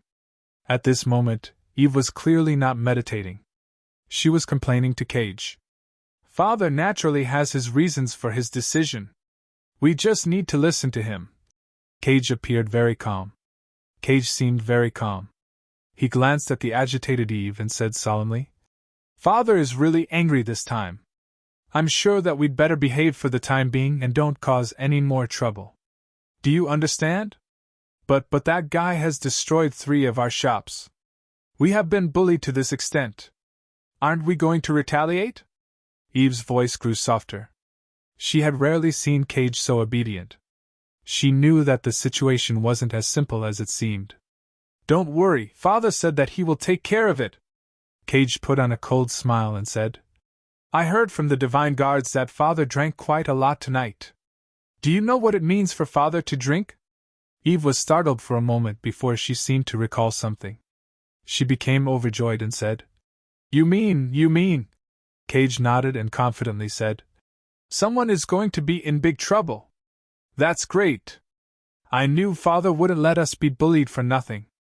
Haha, that youngster, we probably won't be able to see him again." Eve's mood was much better than before. Her face was filled with a cold smile. The 2 demon generals that were placed to spy on Cage and Eve were withdrawn. They silently retreated towards Han Sho, who was hiding outside the city wall. There was no need for further investigation. Han Sho already knew who attacked him tonight. The strong smell of alcohol on the assailant's body couldn't have been faked. After comparing it with Cage and Eve's words, Han Sho was immediately certain that the assailant was the chief of the 5th Corps, Avery. Han Sho knew that Avery was planning to kill him tonight.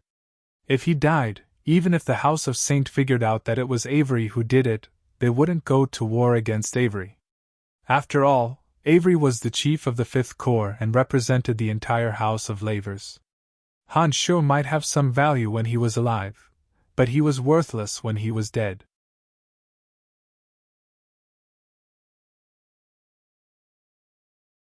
A dead man who couldn't even refine medicine wasn't worth the House of Saint going to war against him.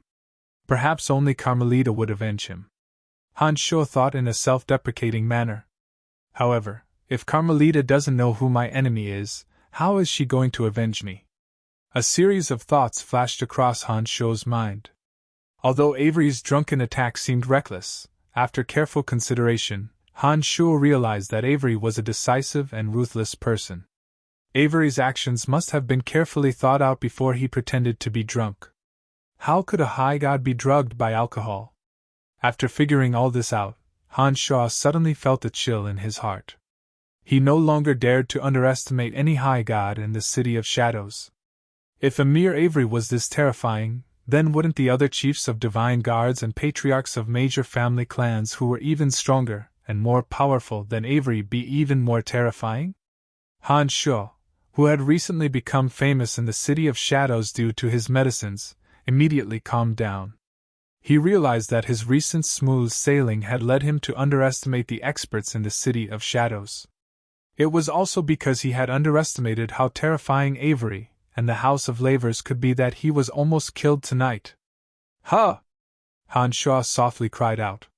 His demon generals who were retreating from the Lavers' residence suddenly discovered a shadow outside Cage in Eve's house. That shadow had completely merged with the darkness and was gently twisting about as though it was searching for something. Where is it? There must be something nearby. What could it be?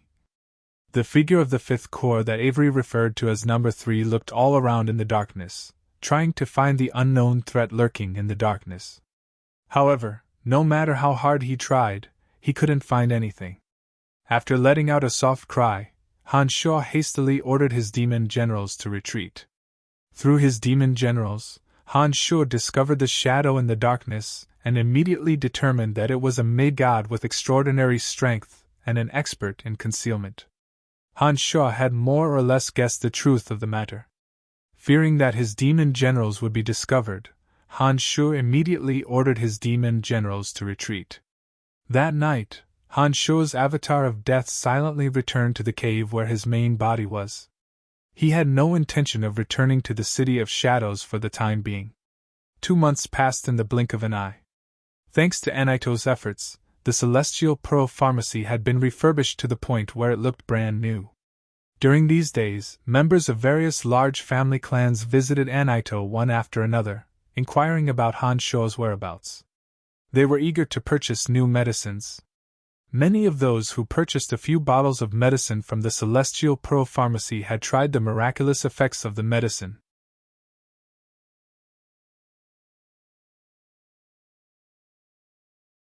Every single one of them was full of praise for the medicine. They spread the word about the miraculous effects of the Celestial Pearl Pharmacy everywhere. More and more members of the aristocratic families in the City of Shadows began to pay attention to the Celestial Pearl Pharmacy that had just risen to prominence. Anaito knew nothing of what happened that night. Naturally, he couldn't give the people a satisfactory answer about Han Sho's mysterious disappearance.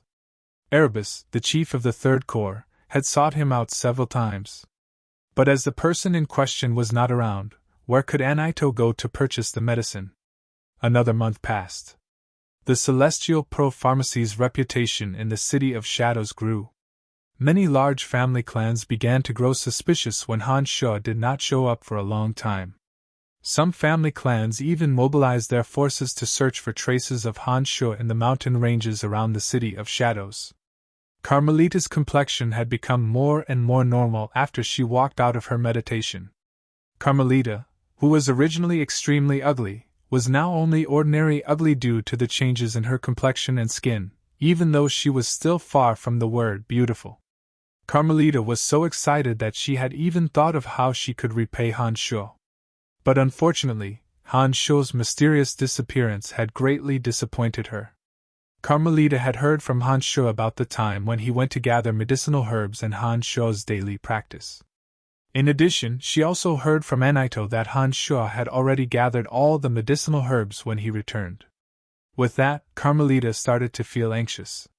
By the 4th month, not only Carmelita, but almost all the members of large family clans who were preparing to purchase medicine from Han Shuo believed that something must have happened to Han Shuo. Many believed that Han Shuo might have been killed when the Celestial Pro Pharmacy was destroyed. But Carmelita did not believe it. She had returned from the Miasma Cloud Mountain range with Han Shuo. She had heard from Han Shuo that his life-saving skills were top-notch. The fact that a low god like Han Shuo was able to walk out alive from the perilous situation in the Miasma Cloud Mountain range, and even brought her along with him, made her believe it deeply. Carmelita was truly anxious. She ordered the divine guards of the House of Saint to search for Han Shuo everywhere.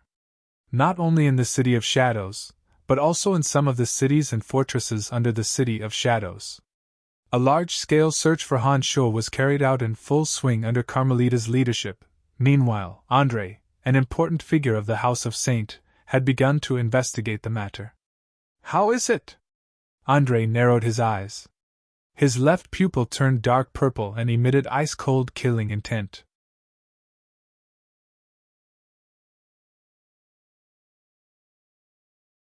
If Han Shuo were here, he would surely discover that Andre was a completely different person from his usual amiable self.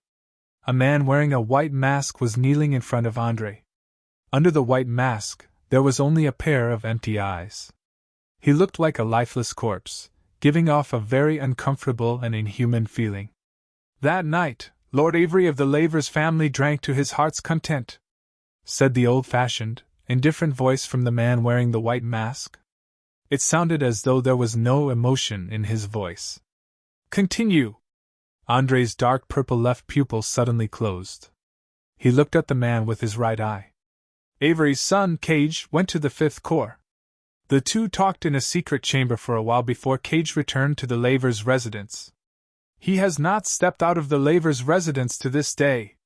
The emotionless voice paused for a moment before continuing. "However, there are eyewitnesses who claim that Avery did not step out of the 5th Corps building that night.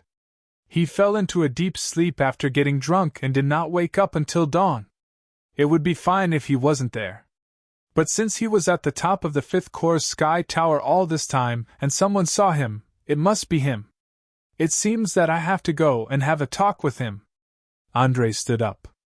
His left eye opened and turned into the same dark gray color as his right eye. His entire temperament had changed and he had once again become the smiling and gentle Andre.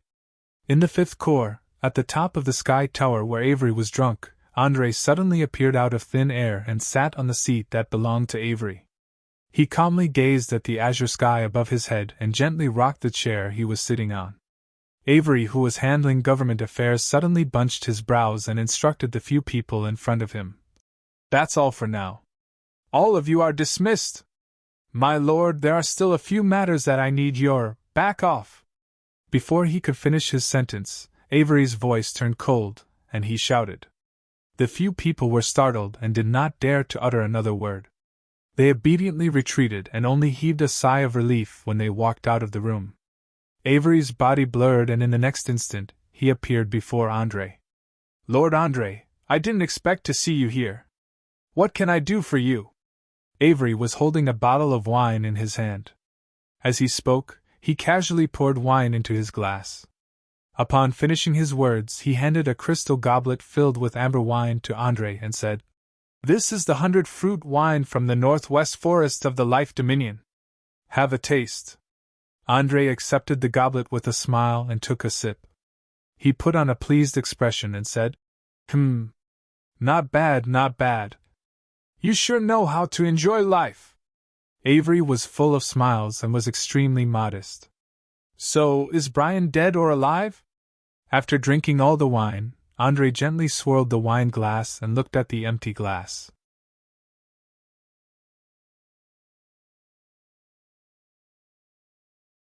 Then, he asked casually.